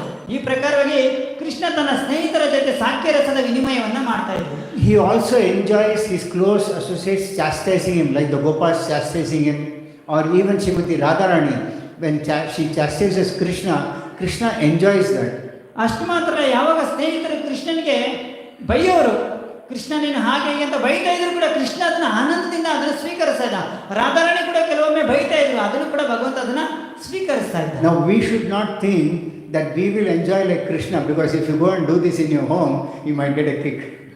ನಾವು ಇದೇ ಪ್ರಕಾರವಾಗಿ ಏನಾದ್ರು ಮಾಡಬೇಕು ಅಂತ ಮನೇಲಿ ಏನೋ ಪ್ರಯತ್ನ ಮಾಡಿದ್ರೆ ಅದಕ್ಕೆ ಉತ್ತರ ಸ್ವಲ್ಪ ಬೇರೆ ರೀತಿಯೇ ಇರುತ್ತೆ. So Mother Yashoda did not give up. She was tried her level best to first chase him and then bring him and tie him up. ಆದರೆ ಯಶೋದೆ ಅವರು ಪ್ರಯತ್ನವನ್ನು ಬಿಡಲಿಲ್ಲ. ಏನು ಮಾಡಿದ್ರು ಅಂದರೆ ಕೃಷ್ಣನ ಹಿಂದೆ ಓಡಿದ್ಲು, ಹೇಗಾದ್ರೂ ಮಾಡಿ ಕೃಷ್ಣನನ್ನು ಹಿಡಿದ್ಲು, ಆಮೇಲೆ ಅವನನ್ನು ಕಟ್ಟಿ ಹಾಕಿದ್ರು. So finally she brought him, she got a mortar on which she wanted to tie him up. She tried and then she couldn't tie because it was 2 fingers short. ಕೊನೆಯದಾಗಿ ನೀವು ಈ ಒಂದು ಚಿತ್ರಪಟದಲ್ಲಿ ನೋಡೋ ಹಾಗೆ ಆ ಒಂದು ಒರಳು ಕಲ್ಲಿಗೆ ಕೃಷ್ಣನನ್ನು ಹೇಗಾದ್ರೂ ಮಾಡಿ ಕಟ್ಟಿ ಹಾಕೋಕ್ಕೆ ಪ್ರಯತ್ನ ಮಾಡ್ತಾರೆ. ಕೇವಲ 2 ಬೆರಳಿನಷ್ಟು ಹಗ್ಗ ಮಾತ್ರ ಯಾವಾಗ ಶಾರ್ಟೇಜ್ ಬರುತ್ತೆ. She tried to gather as many ropes as possible, and it is said that even the gopis were trying to help Mother Yashoda bring ropes as much as possible, and she tried to tie him with all those ropes, but still she couldn't succeed. ಈ ಪ್ರಕಾರವಾಗಿ ಯಶೋದ ಎಷ್ಟೊಂದು ಹಗ್ಗಗಳನ್ನು ಹಾಕಿ ಕೃಷ್ಣನ ಕಟ್ಟಾಕೋದಕ್ಕೆ ಪ್ರಯತ್ನವನ್ನು ಮಾಡಿದರೆ, ಗೋಪಿಯರು ಕೂಡ ಅವರಿಗೆ ಸಹಾಯವನ್ನು ಮಾಡಿದರೆ. ಈ ಒಂದು ಹಗ್ಗ ತಗೊಂಡು ಕಟ್ಟಾಕಿ ಅಂತ ಎಷ್ಟು ಪ್ರಯತ್ನ ಮಾಡಿದ್ರು ಕೃಷ್ಣನನ್ನು ಕಟ್ಟಾಕೋದಕ್ಕೆ ಯಶೋದಗೆ ಆಗಲಿಲ್ಲ. But finally Krishna saw that Mother Yashoda was actually getting frustrated, but finally he gave her the way to tie him up. ಆದರೆ ಕೊನೆಯದಾಗಿ ಕೃಷ್ಣ, ಅಮ್ಮ ಇಷ್ಟೆಲ್ಲ ಪ್ರಯತ್ನ ಮಾಡ್ತಾ ಇದ್ದಾರೆ, ಇಷ್ಟೊಂದು ಸಾಕಾಗಿ ಹೋಗಿದ್ದಾಳೆ, ನನ್ನನ್ನು ಕಟ್ಟಾಕೋದಕ್ಕಿಂತ ನೋಡಿ ಕೃಷ್ಣನೇ ತನ್ನ ಕಾರುಣ್ಯಪೂರ್ವಕವಾದಂಥ ಒಂದು ಕೃಪೆಯನ್ನು ಅವರಿಗೆ ಕೊಟ್ಟು ಕೃಷ್ಣ ತನ್ನನ್ನು ತಾನು ಕಟ್ಟಿ ಹಾಕೊಳ್ಳೋಕ್ಕೆ ವ್ಯವಸ್ಥೆ ಮಾಡಿಕೊಡ್ತಾರೆ. So the 2 fingers that were short represents our endeavor in devotional service and the mercy that has to come from the Lord. ಏನು ಆ 2 ಬೆರಳಿನಷ್ಟು ಮಾತ್ರ ಹಗ್ಗ ಕಡಿಮೆ ಬರ್ತಾ ಇತ್ತಲ್ಲ, ಅದಕ್ಕೆ ಆಚಾರ್ಯರು ಏನು ಹೇಳ್ತಾರೆ ಅಂದರೆ, ಮೊದಲನೇದಾಗಿ ಕೃಷ್ಣನನ್ನು ಕಟ್ಟಿ ಹಾಕಬೇಕಂದ್ರೆ ಒಂದು ನಮ್ಮಿಂದ ಶ್ರಮ ಇರಬೇಕು, ಎರಡನೇದಾಗಿ ಆ ಶ್ರಮಕ್ಕೆ ಭಗವಂತ ಕೃಪೆ ಮಾಡಿ ಕಟ್ಟಿ ಹಾಕ್ತಾನೆ. Mother Yashoda did not give up even though she tried her level best. Similarly, we might be performing devotional service even for ages together or even for years together, but we may not see the results coming forth. ಅದೇ ಪ್ರಕಾರವಾಗಿ ನೋಡಿ, ಯಶೋದ ಎಷ್ಟು ಪ್ರಯತ್ನ, ಬೆಳಗ್ಗೆಯಿಂದ ಸಂಜೆವರೆಗೂ ಪ್ರಯತ್ನ ಮಾಡಿದ್ರು ಕೂಡ ಕಟ್ಟಾಕಕ್ಕಾಗಲಿಲ್ಲ. ಅದೇ ರೀತಿ ನಾವು ಕೂಡ ಭಕ್ತಿ ಸೇವೆಯಲ್ಲಿ ಕೆಲವೊಮ್ಮೆ ವರ್ಷಗಳು ಉರುಳುತ್ತೆ, ಕೆಲವೊಮ್ಮೆ ವಯಸ್ಸು ಉರುಳುತ್ತೆ. ಎಷ್ಟು ಉರುಳಿದ್ರು ಕೂಡ ನಾವು ಮಾಡಿದಂಥ ಭಕ್ತಿ ಸೇವೆಗೆ ಏನು ಪ್ರತಿಫಲ ಸಿಗ್ಲಿಲ್ವಲ್ಲ ಅನ್ನೋದು ವಿಚಾರ ಬರುತ್ತೆ. ಆದರೆ ನಾವೇನು ಮಾಡಬೇಕು, ನಮ್ಮ ಪ್ರಯತ್ನವನ್ನು ಬಿಡಬಾರ್ದು. We might have to preach hundreds of souls to bring one soul to Krishna consciousness. ನಾವು 100 ಜನಗಳಿಗೆ ಪ್ರಚಾರ ಮಾಡ್ತೀವಿ, ಬನ್ನಿ ಭಗವಂತನ ಹತ್ರಕ್ಕೆ ಬನ್ನಿ ಸೇವೆಯನ್ನ ಮಾಡಿ ಅಂತ. ಆದ್ರೆ 100 ಜನನೂ ಬರದೇ ಇರ್ಬೋದು, ಒಬ್ಬರಾರು ಬರ್ಬೋದಲ್ವ. Krishna sees our endeavor, he does not see the result. He sees what is the mode with which we try to put our endeavor. Krishna ನಮ್ಮಲ್ಲಿರುವಂತಹ ಒಂದು ಪ್ರಯತ್ನವನ್ನ, ಪ್ರಾಮಾಣಿಕವಾದಂಥ ಪ್ರಯತ್ನವನ್ನ ನೋಡ್ತಾನೆ ವಿನಃ ಇವನು ಎಷ್ಟು ಸಕ್ಸಸ್ ಮಾಡ್ದ, ಇವನು ಎಷ್ಟೊಂದು ರಿಸಲ್ಟ್ ಅಂತ ಅನ್ನೋದು ನೋಡೋದಿಲ್ಲ. ಕೇವಲ ಪ್ರಾಮಾಣಿಕ ಪ್ರಯತ್ನ ಅಷ್ಟೇ ಭಗವಂತನ ನೋಡ್ತಾನೆ. And in the process some might give up, but some will be determined, but that's what Krishna sees. ಈ ರೀತಿ ಎಲ್ಲರೂ ಕೂಡ ಈ ಒಂದು ಪ್ರಯತ್ನದಲ್ಲಿ ಕೆಲವರು ಏನು ಮಾಡ್ತಾರೆ ಅಂದರೆ ವಿಫಲರಾಗ್ತಾರೆ, ಬಿಟ್ಬಿಡ್ತಾರೆ. ಕೆಲವರು ಅದನ್ನು ಚಂಚಲದಿಂದ ಅಚಂಚಲವಾಗಿ ಇಟ್ಕೊಂಡಿರ್ತಾರೆ. Result will come, but we have to wait for that. We have to be patient. So patience and determination, these are 2 very important aspects in devotional service to Krishna. ಹಾಗಾಗಿ ಖಂಡಿತವಾಗ್ಲೂ ಪ್ರತಿಫಲ ಇದ್ದೇ ಇರುತ್ತೆ. ಆದರೆ ಸಾವಧಾನ ಅಂದರೆ ಸಮಾಧಾನ, ಎರಡನೇದಾಗಿ ಸಂಕಲ್ಪ, ಎರಡು ಕೂಡ ಭಕ್ತಿ ಸೇವೆಯ ತುಂಬ ಉತ್ತಮವಾದಂಥ ಸಾಧನಗಳು. And then the next point that I had mentioned is mercy. That mercy from Krishna will not come very easily. So that is why I mentioned about the word patience. ಆದರೆ ಎರಡನೇ ವಿಚಾರ, ಮೊದಲನೇದಾಗಿ ನಮ್ಮದು ಪ್ರಾಮಾಣಿಕ ಪ್ರಯತ್ನ, ಎರಡನೇದಾಗಿ ಆ ಒಂದು ಭಗವಂತನ ಕೃಪೆ ಸಾಮಾನ್ಯವಾಗಿ ಬೇಗ ಸಿಗೋದಿಲ್ಲ. ಹಾಗಾಗಿ ಸಮಾಧಾನ ಕಳ್ಕೋಬಾರ್ದು. There is a pastime that is mentioned in the 10th canto of Srimad Bhagavatam, wherein Krishna and Balaram, they go to the lower planetary systems to retrieve the dead sense of Mother Devaki. 10ನೇ ಸ್ಕಂದದಲ್ಲಿ ಒಂದು ಲೀಲೆ ಇದೆ. ಭಗವಂತ ಕೃಷ್ಣ ಮತ್ತು ಬಲರಾಮರು ಏನು ಮಾಡ್ತಾರೆ ಅಂದರೆ, ಭೂಗರ್ಭದಲ್ಲಿ ಅವರು ಹೋಗ್ತಾರೆ, ಅಲ್ಲಿ ಹೋಗಿ ದೇವಕಿಯ ಮಗನನ್ನ ಕರ್ಕೊಂಬರಕ್ಕೆ ಹೋಗಿರ್ತಾರೆ. At that time, Bali Maharaj welcomes both the Lordship with some very, very nice, auspicious prayers. ಆ ಸಮಯದಲ್ಲಿ ಈ ಒಂದು ಪಾತಾಳದಲ್ಲಿರುವಂತಹ ಬಲಿ ಮಹಾರಾಜ ಕೃಷ್ಣ ಮತ್ತು ಬಲರಾಮನ ಆಹ್ವಾನ ಮಾಡಿ ಒಂದು ಒಳ್ಳೆಯ ಆತಿಥ್ಯವನ್ನು ಕೊಡ್ತಾರೆ. And one of the most important prayers, he says, one might perform tapasya for many years, one might perform even devotional service, but unless and until one receives the mercy of you, Lord, it's not possible to see you. ಬಲಿ ಮಹಾರಾಜ್ ಹೇಳ್ತಾರೆ, ಭಗವಂತ ಸಾವಿರಾರು ವರ್ಷಗಳ ಕಾಲ ಒಬ್ಬ ವ್ಯಕ್ತಿ ತಪಸ್ಸನ್ನ ಮಾಡಿರ್ಬೋದು, ಆಚರಣೆಗಳನ್ನ ಮಾಡಿರ್ಬೋದು, ಎಷ್ಟೆಲ್ಲ ಮಾಡಿರ್ಬೋದು, ಆದರೆ ನಿನ್ನ ಕೃಪೆಯ ಹೊರತು ನಿನ್ನ ದರ್ಶನ ಯಾರಿಗೂ ಆಗಲ್ಲ. So it is not possible for us to see the Lord very easily. ಆದರೆ ಇದರಿಂದ ಏನು ಅರ್ಥ ಮಾಡಿ ನಾವು ಭಗವಂತನನ್ನ ತುಂಬಾ ಸುಲಭವಾಗಿ ನೋಡೋದು ಸಾಧ್ಯ ಇಲ್ಲ. Srila Bhaktisiddhanta Saraswati Thakur always gives a very important quote.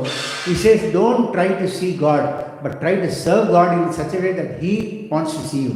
ಹಾಗಾಗಿ ಭಕ್ತಿ ಸಿದ್ಧಾಂತ ಸರಸ್ವತಿ ಠಾಕೂರ್ ಅವರು ಯಾವಾಗಲೂ ಹೇಳ್ತಾರೆ, ಭಗವಂತನನ್ನ ನೋಡೋದಕ್ಕೆ ಪ್ರಯತ್ನ ಮಾಡಬೇಡಿ, ಆದರೆ ನೀವು ಮಾಡುವಂತ ಸೇವೆ ಹೇಗಿರ್ಬೇಕಂದ್ರೆ ಭಗವಂತನೇ ಉಟ್ಕೊಂಡು ಬಂದು ನೋಡೋ ರೀತಿ ಇರಬೇಕು. So you all have observed seen the Abhishekam. Lord is absolute. What you have seen is the same what they are doing Abhishekam inside. All the services are the same. ಅಂದ್ರೆ ಏನು ಅವರೆಲ್ಲರೂ ಕೂಡ ಭಗವಂತನಿಗೆ ಒಳಗಡೆ ಭಗವಂತನಿಗೆ ಅಭಿಷೇಕವನ್ನ ಮಾಡ್ತಾ ಇದ್ರು, ಅವ್ರು ಮಾಡ್ತಾ ಇದ್ದು ಮತ್ತೆ ನಾವು ನೋಡ್ತಾ ಇದ್ದು ಎರಡೂ ಕೂಡ ಒಂದೇ ಸೇವೆನೆ.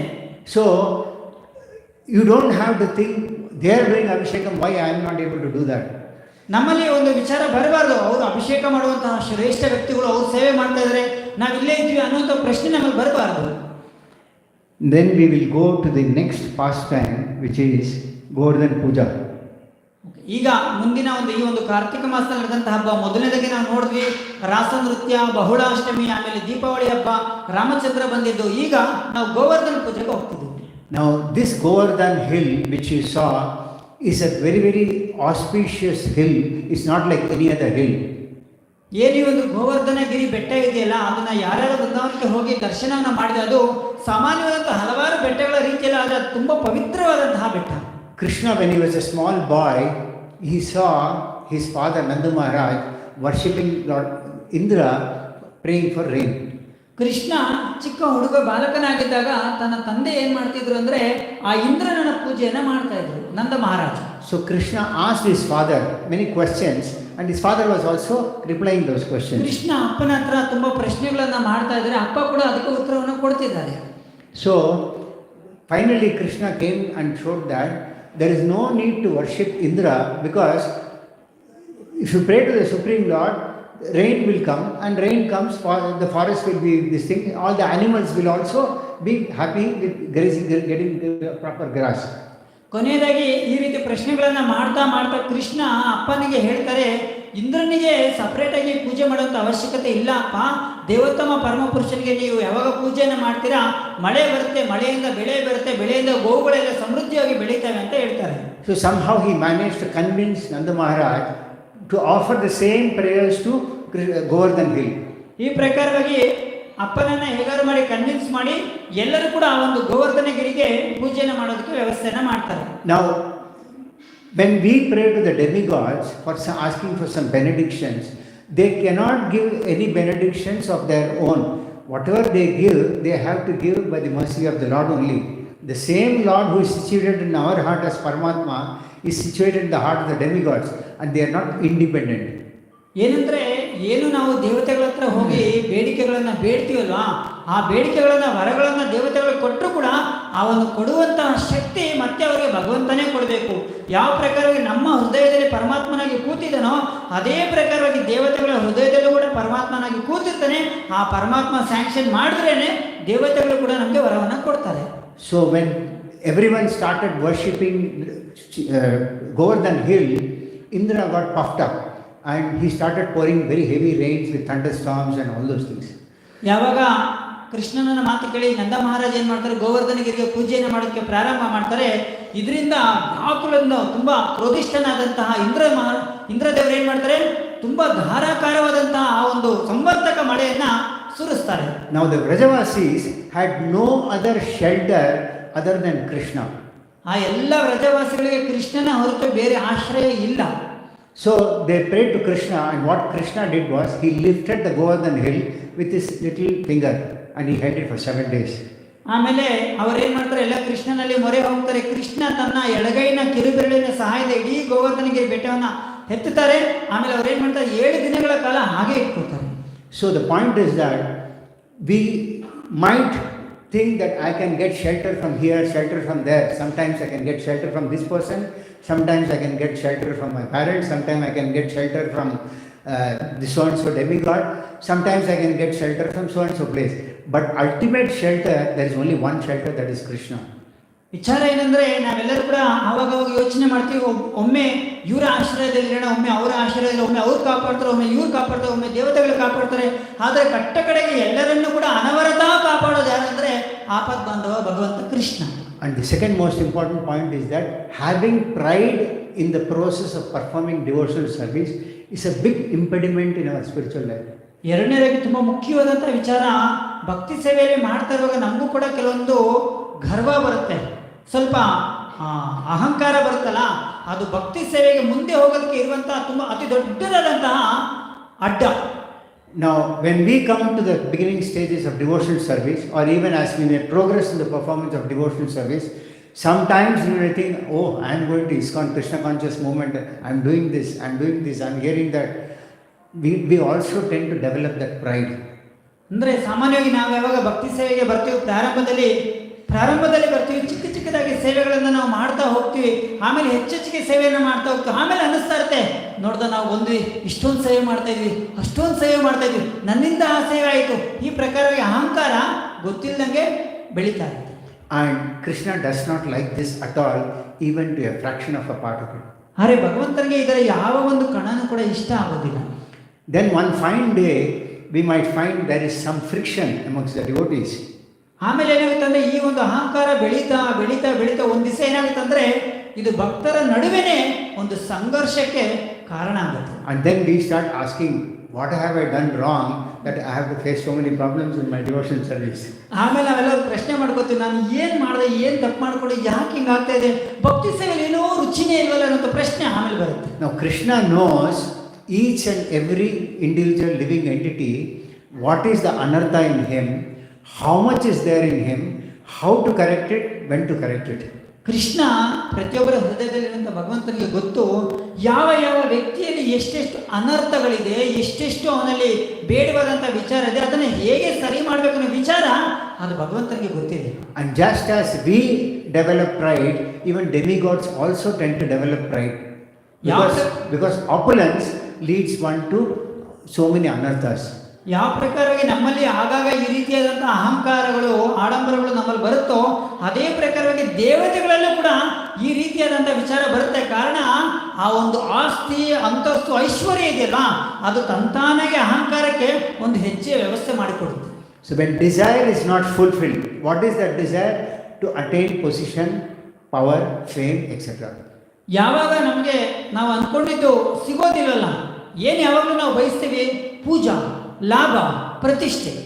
And the example of Indra is given because Indra is one. When anybody, any rishi or any sage performs tapasya, the first person to become jealous is Indra. ಇಲ್ಲಿ ಯಾಕೆ ಇಂದ್ರನ ಒಂದು ಉದಾಹರಣೆಯನ್ನು ಕೊಟ್ಟಿದ್ದಾರೆ ಅಂದರೆ, ಸಾಮಾನ್ಯವಾಗಿ ಯಾರಾದರೂ ಭಕ್ತಿ ಸೇವೆಯಲ್ಲಿ ಅಥವಾ ಯಾವುದೋ ಋಷಿಮುನಿಗಳು ಹೆಚ್ಚೆಚ್ಚಿಗೆ ತಪಸ್ಸನ್ನು ಮಾಡೋಕ್ಕೆ ಪ್ರಯತ್ನ ಮಾಡಿದ್ರೆ ಮೊದಲು ಅಸೂಯೆ ಆಗೋದೇ ಇಂದ್ರನಿಗೆ.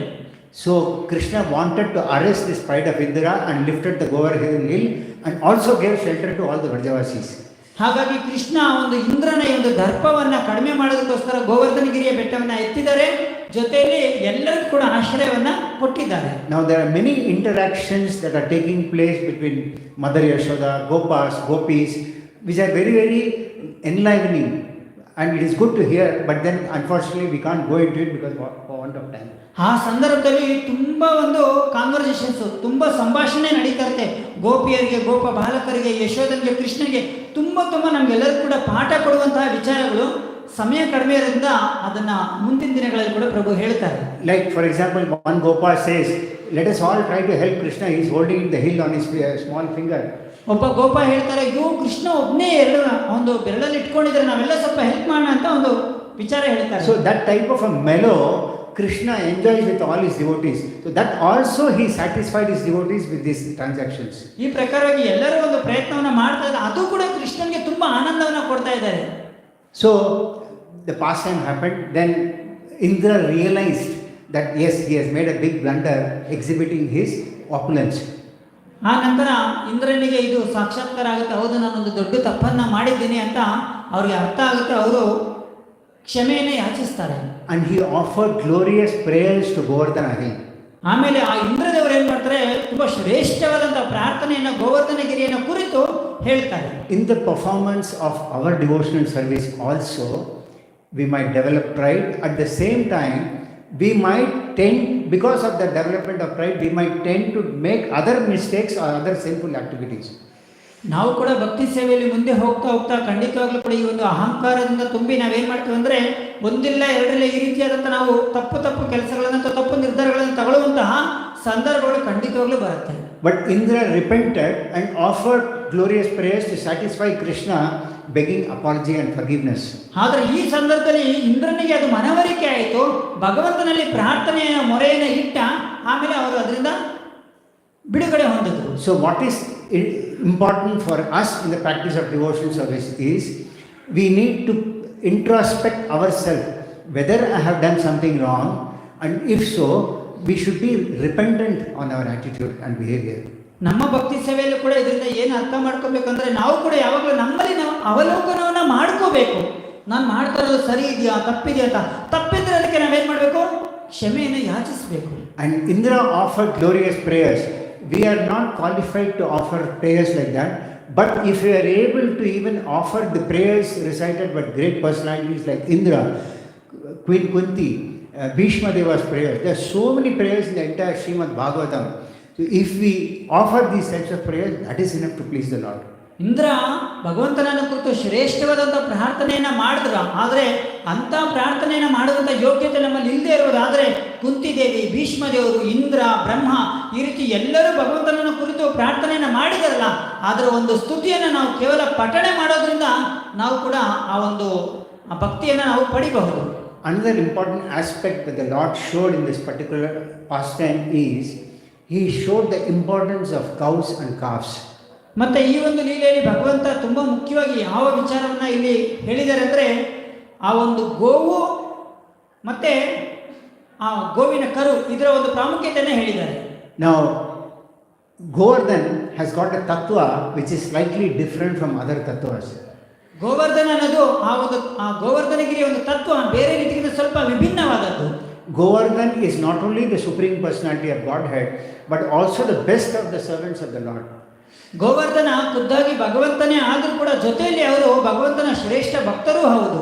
So Krishna showed by this pastime that by giving satisfaction to the cows, the whole society can become happy. ಈ ಒಂದು ಲೀಲೆ ಮುಖಾಂತರ ಯಾಕೆ ಕೃಷ್ಣ ಗೋವರ್ಧನಗಿರಿಗೆ ಅಷ್ಟೊಂದು ಪ್ರಾಮುಖ್ಯತೆಯನ್ನು ಕೊಟ್ಟಿದ್ದ ಅಂದ್ರೆ, ಎಲ್ಲ ಹಸುಗಳು ಗೋವರ್ಧನಗಿರಿಯಲ್ಲಿರುವಂತಹ ಹುಲ್ಲುಗಳನ್ನು ಮೇಯಿತು ಅವರು ತುಂಬಾ ಸಮೃದ್ಧಿಯಾಗಿದ್ರು. ಹಾಗಾಗಿ ಎಲ್ಲಿ ಹಸುಗಳ ಗೋವಿನ ರಕ್ಷಣೆ ಇರುತ್ತೋ ಅಲ್ಲಿ ಸಮೃದ್ಧಿ ಇರುತ್ತೆ. I'll just read the translation of one sloka which is in the 10th canto of Srimad Bhagavatam, which stresses the importance of Govardhan Hill as a devotee. ಶ್ರೀಮದ್ ಭಾಗವತದ 10ನೇ ಸ್ಕಂದದಲ್ಲಿ ಒಂದು ಪ್ರಭುಪಾದರ ಒಂದು ಭಾವಾರ್ಥ ಅನುವಾದವನ್ನು ಪ್ರಭುಗಳು ಹೇಳ್ತಾರೆ, ಅದರಲ್ಲಿ ಗೋವರ್ಧನಗಿರಿಯ ಪ್ರಾಮುಖ್ಯತೆಯನ್ನ ಹೇಳಿದ್ದಾರೆ. It says of all the devotees, the Govardhan Hill is the best. ಎಲ್ಲ ಭಗವಂತನ ಶ್ರೇಷ್ಠ ಭಕ್ತರಲ್ಲಿ ಗೋವರ್ಧನ ಅತಿ ಶ್ರೇಷ್ಠವಾದದ್ದು. The hill supplies Krishna and Balaram along with their cows, calves and cowherd friends with all the kinds of necessities. ಆ ಒಂದು ಗೋವರ್ಧನಗಿರಿಯ ಬೆಟ್ಟ ಕೃಷ್ಣ, ಬಲರಾಮ ಎಲ್ಲ ಹಸುಗಳು ಮತ್ತೆ ಆ ಒಂದು ಗೋಪಾಲಕರ ಎಲ್ಲ ಒಂದು ಅವ್ರಿಗೆ ಏನು ನೆಸೆಸಿಟೀಸ್ ಇತ್ತಲ್ಲ ಅದೆಲ್ಲವನ್ನು ಅದು ಪೂರೈಕೆ ಮಾಡ್ತಾ ಇತ್ತು. For example, water for drinking. ಉದಾಹರಣೆಗೆ ಅವರಿಗೆಲ್ಲ ನೀರು ಬೇಕಾಗಿತ್ತು, ದಾಹ ಆದಾಗ ಅದರ ವ್ಯವಸ್ಥೆ ಅದು ಮಾಡಿಕೊಡ್ತಾ ಇತ್ತು. Very soft grass. ಮತ್ತೆ ತುಂಬಾ ಮೃದುವಾದಂತಹ ಹುಲ್ಲು ಹಸುವಿಗೆ ವ್ಯವಸ್ಥೆ ಇತ್ತು. Nice caves where the cows and calves can take shelter, and gopas and gopis also can take shelter, whereby in extreme heat they can take shelter, and extreme cold they can feel that heat. ಅದೇ ಒಂದು ಗೋವರ್ಧನಗಿರಿಯಲ್ಲಿ ತುಂಬಾ ಚಿಕ್ಕದಾದಂತಹ ಸುಂದರವಾದಂತಹ ಗುಹೆಗಳಿದ್ವು. ಆ ಗುಹೆಯಲ್ಲಿ ತುಂಬಾ ಬಿಸಿಲಾದಾಗ ತಂಗೋದಕ್ಕೆ ತಂಗಾಳಿ ಇತ್ತು, ತುಂಬಾ ಚಳಿಯಾದಾಗ ಬೆಚ್ಚಗೆ ಇರೋದಕ್ಕೆ ಬೆಚ್ಚನೆಯ ವಾತಾವರಣ ಕೂಡ ಇತ್ತು. Similarly, Govardhan Hill provides the best of fruits, flowers, trees, etc., which all serve only for the satisfaction of Krishna. ಈ ಮತ್ತೆ ಅದೇ ಗೋವರ್ಧನಗಿರಿಯಲ್ಲಿ ತುಂಬಾ ಸುಂದರವಾದಂತಹ ಮರಗಳು, ಅದರಲ್ಲಿ ಹಣ್ಣುಗಳು, ಹೂವುಗಳು ಎಲ್ಲವೂ ಕೂಡ ಕೃಷ್ಣನ ಸಂತೃಪ್ತಿಗಾಗಿ ಗೋವರ್ಧನಗಿರಿಯಲ್ಲಿ ಎಲ್ಲ ವ್ಯವಸ್ಥೆನೂ ಇತ್ತು. So this way Krishna glorifies the Govardhan Hill. ಈ ಪ್ರಕಾರವಾಗಿ ಕೃಷ್ಣ ಒಂದು ಗೋವರ್ಧನಗಿರಿಯನ್ನ ಹೊಗಳ್ತಾ ಇದ್ದಾರೆ, ಅದನ್ನ ಗ್ಲೋರಿಫೈ ಮಾಡ್ತಾ ಇದ್ದಾರೆ. Now the trees or plants that are there in Govardhan Hill, they are not like any other street plants we might see. Oh, this is the same plant which we see. But if we have to understand, they are not normal.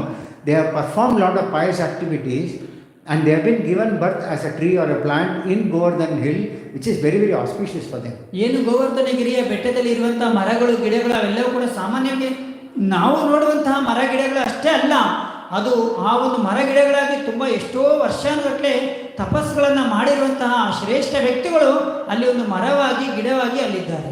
Similarly, the birds and others that fly around the hill, they are not very normal. They are all there giving sounds to please Krishna.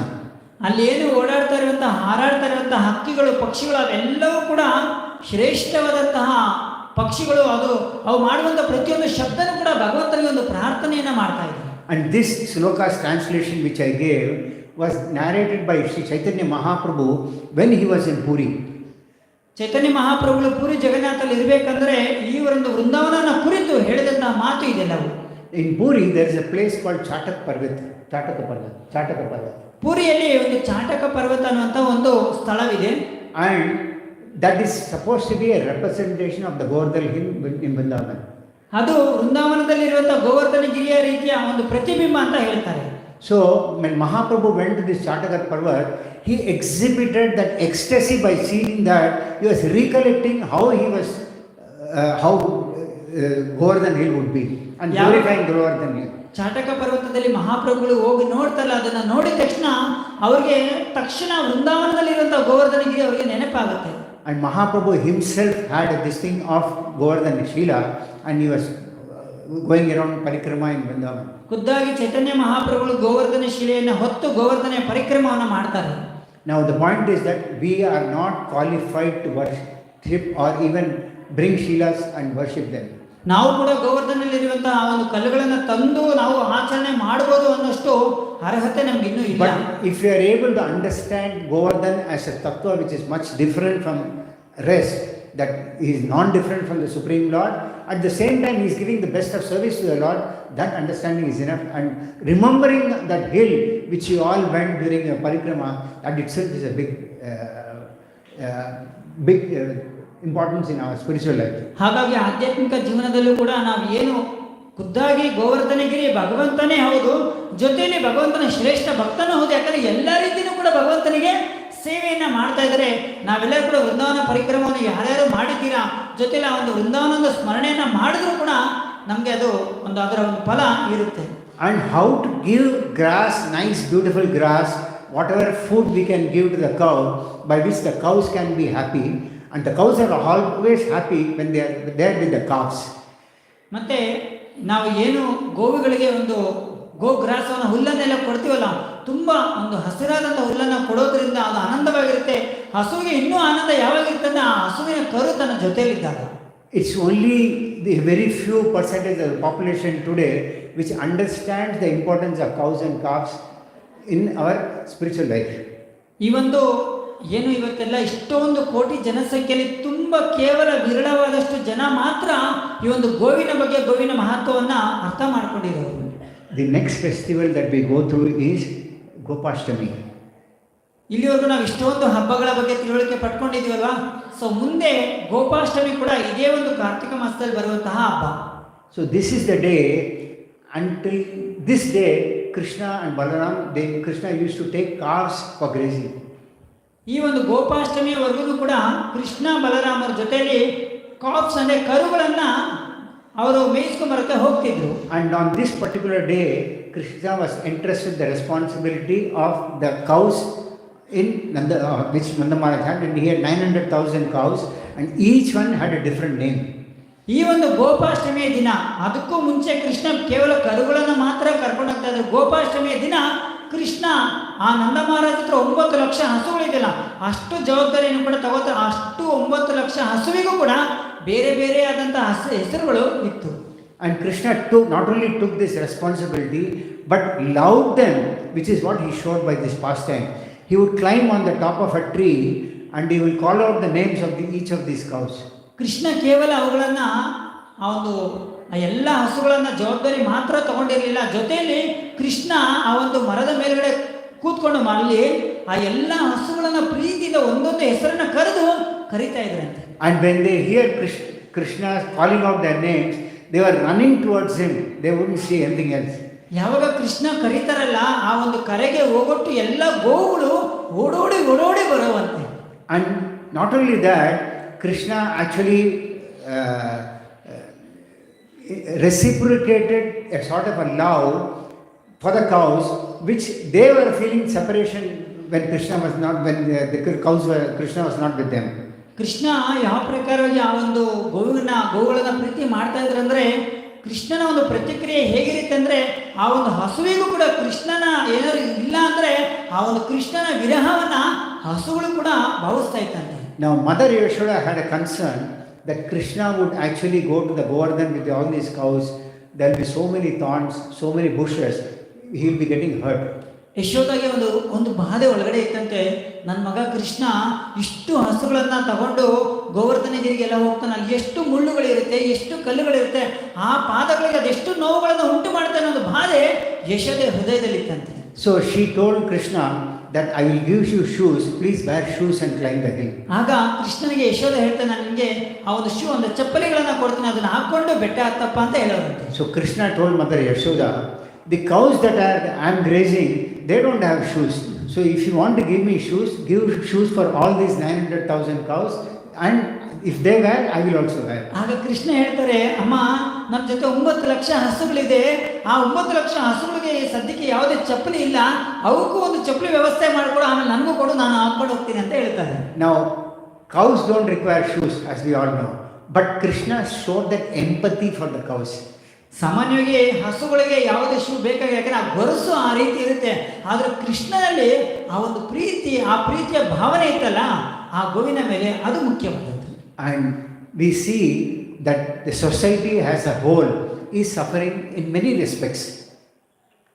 ನಾವು ಇವತ್ತಿನ ದಿವಸ ನೋಡ್ತಾ ಇದ್ದೀವಿ, ಇವತ್ತು ಸಮಾಜದಲ್ಲಿ ಎಷ್ಟೆಲ್ಲ ಸಮಸ್ಯೆಗಳನ್ನು ಇವತ್ತು ನಾವು ನೋಡ್ತಾ ಇದ್ದೀವಿ.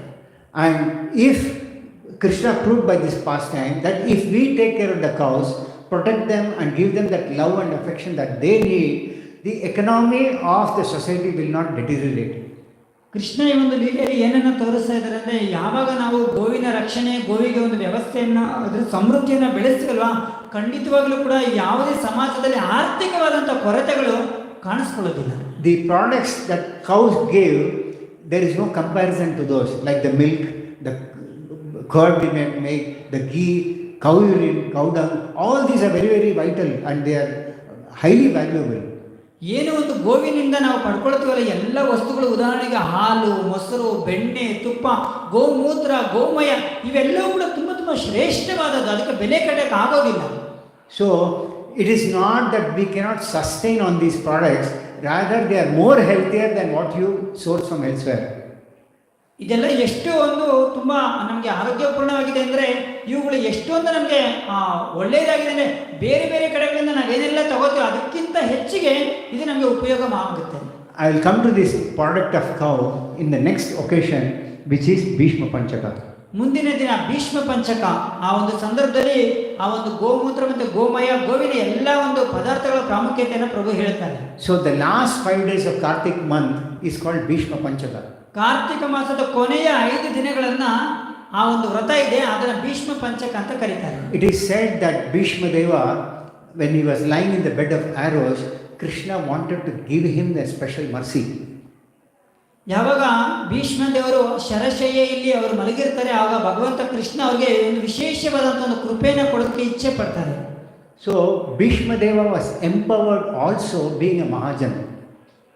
ಭೀಷ್ಮದೇವರು ಖುದ್ದಾಗಿ ಭಗವಂತನ ಶಕ್ತಿಯಾವೇಶ ಆಗಿದ್ರೂ ಕೂಡ ಜೊತೆಯಲ್ಲಿ 12 ಜನ ಮಹಾಜನರಲ್ಲಿ ಅವರು ಕೂಡ ಒಬ್ಬರು. And Krishna chose Bhishma Deva to give some vital instructions on this during these days to Maharaja Yudhishthira on how to rule the kingdom. Krishna ಭೀಷ್ಮದೇವರ ಮುಖಾಂತರವಾಗಿ ಪಾಂಡವರಿಗೆ ಒಂದು ಸಂದೇಶವನ್ನು ಕೊಡಿಸ್ತಾರೆ, ಯಾವ ಪ್ರಕಾರವಾಗಿ ರಾಜ್ಯವನ್ನು ಆಳ್ವಿಕೆ ಮಾಡಬೇಕಂತ ಈ ದಿನದಲ್ಲಿ. Not this day, but in this yes, during this 5 days period. ಈ ಒಂದು 5 ದಿನ ಭೀಷ್ಮ ಪಂಚಕದ ಆ ಸಂದರ್ಭದಲ್ಲಿ ಅವರು ಅವ್ರಿಗೆ ಸಂದೇಶಗಳನ್ನು ಕೊಡ್ತಾರೆ. Not only that, Bhishma Deva was lying in a bed of arrows undergoing severe pain. ಯೋಚನೆ ಮಾಡಿ, ಭೀಷ್ಮದೇವರು ಒಂದು ಬಿಲ್ಲಿನ ಶೆರೆ ಮೇಲೆ ಅವರು ಮಲಗಿದರೆ ಅಂದರೆ ಎಷ್ಟು ಯಾತನೆ ಅವರಲ್ಲಿ ಇರುತ್ತೆ. He had one boon that he would, that what we call as ichha mrityu. That means he can leave the body at his will. ಭೀಷ್ಮದೇವರಿಗೆ ಒಂದು ವರ ಇರುತ್ತೆ, ಅದೇನಂದ್ರೆ ಇಚ್ಛಾ ಮೃತ್ಯು. ಅವರು ಯಾವಾಗ ಇಷ್ಟಪಡ್ತಾರೆ ಆವಾಗಲೇ ಅವ್ರ ದೇಹವನ್ನು ಬಿಡೋದು. And he got this boon because the austerities he took. ಯಾಕೆ ಅವ್ರಿಗೆ ಈ ಒಂದು ವರವನ್ನು ಕೊಟ್ಟಿದ್ದಾರೆ ಅಂದರೆ ಅವರು ಅಷ್ಟು ಆ ರೀತಿಯಾದಂಥ ತಪಸ್ಸನ್ನು ಅವರು ಆಚರಣೆ ಮಾಡಿರ್ತಾರೆ. So austerities taken in the process of devotional service will never be wasted. It will always give us results. ಇದರ ಅರ್ಥ ಏನಂದ್ರೆ, ಏನು ಭಕ್ತಿ ಸೇವೆಯಲ್ಲಿ ನಾವು ಆವಾಗ ಕೆಲವೊಂದು ತಪಸ್ಸುಗಳನ್ನು ಆಚರಣೆ ಮಾಡ್ತೀವಲ್ಲ, ಏಕಾದಶಿ ಮತ್ತೊಂದು ಮಗದೊಂದು, ಇದು ಯಾವುದೂ ಕೂಡ ವ್ಯರ್ಥ ಆಗೋದಿಲ್ಲ. ಅದಕ್ಕೆ ಯಾವಾಗಲೂ ಕೂಡ ಅದರದೇ ಆದಂಥ ಒಂದು ಶಕ್ತಿ ಇರುತ್ತೆ.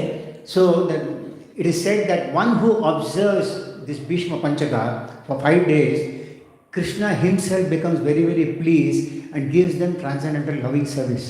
ಯಾವೊಬ್ಬ ವ್ಯಕ್ತಿ ಈ ಒಂದು ಭೀಷ್ಮ ಪಂಚಕದ ವ್ರತವನ್ನು ಆಚರಣೆ ಮಾಡ್ತಾನೆ, ಖುದ್ದಾಗಿ ಭಗವಂತ Krishna ಸಂತೃಪ್ತನಾಗ್ತಾನೆ. Now during these 5 days, if you see, there is a different grades of fasting.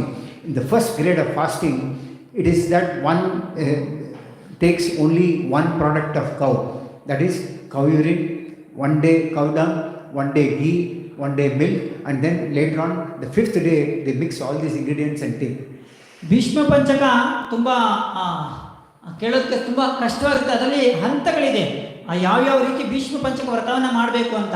ಅದರಲ್ಲಿ ಹೇಳ್ತಾರೆ, ಒಂದು ದಿನ ಗೋವಿನ ಯಾವುದಾದ್ರು ಒಂದು ಪ್ರಾಡಕ್ಟ್ನ ತಗೋಬೇಕು. ಉದಾಹರಣೆಗೆ ಒಂದು ದಿನ ಗೋಮೂತ್ರ, ಒಂದು ದಿನ ಗೋಮಯ, ಒಂದು ದಿನ ಹಾಲು, ಒಂದು ದಿನ ಮೊಸರು, ಒಂದು ದಿನ ತುಪ್ಪ, ಆಮೇಲೆ 5ನೇ ದಿನ ಇವೆಲ್ಲ ಮಿಕ್ಸ್ ಮಾಡಿ ತಗೊಳ್ಳೋದು. There is no masu. In the sense, masu is a transformation of milk. Ghee. ಮೊಸರು ಇಲ್ಲ, ಹಾಲು ಮತ್ತು ತುಪ್ಪ, ಈ ರೀತಿ ghee, milk, cow urine, cow dung. So each of these products were valuable even during those times, are valuable today also. ಈ ಒಂದು ಏನು ನಾನು ಹೇಳಿದ್ನಲ್ಲ, ಗೋಮೂತ್ರ, ಗೋಮಯ ಮತ್ತೆ ಹಾಲು ಮತ್ತೆ ತುಪ್ಪ, ಇದು ಆ ಕಾಲದಲ್ಲಿ ಕೂಡ ತುಂಬಾ ಶ್ರೇಷ್ಠವಾದದ್ದು. ಈಗಲೂ ಕೂಡ ಅದಕ್ಕೆ ಅಷ್ಟೇ ಪ್ರಾಮುಖ್ಯತೆ ಇದೆ. And it is said that in the earlier days, the rishis used to observe this. They used to go to the forest and observe this Chaturmasya, and they used to live in the forest taking these austerities.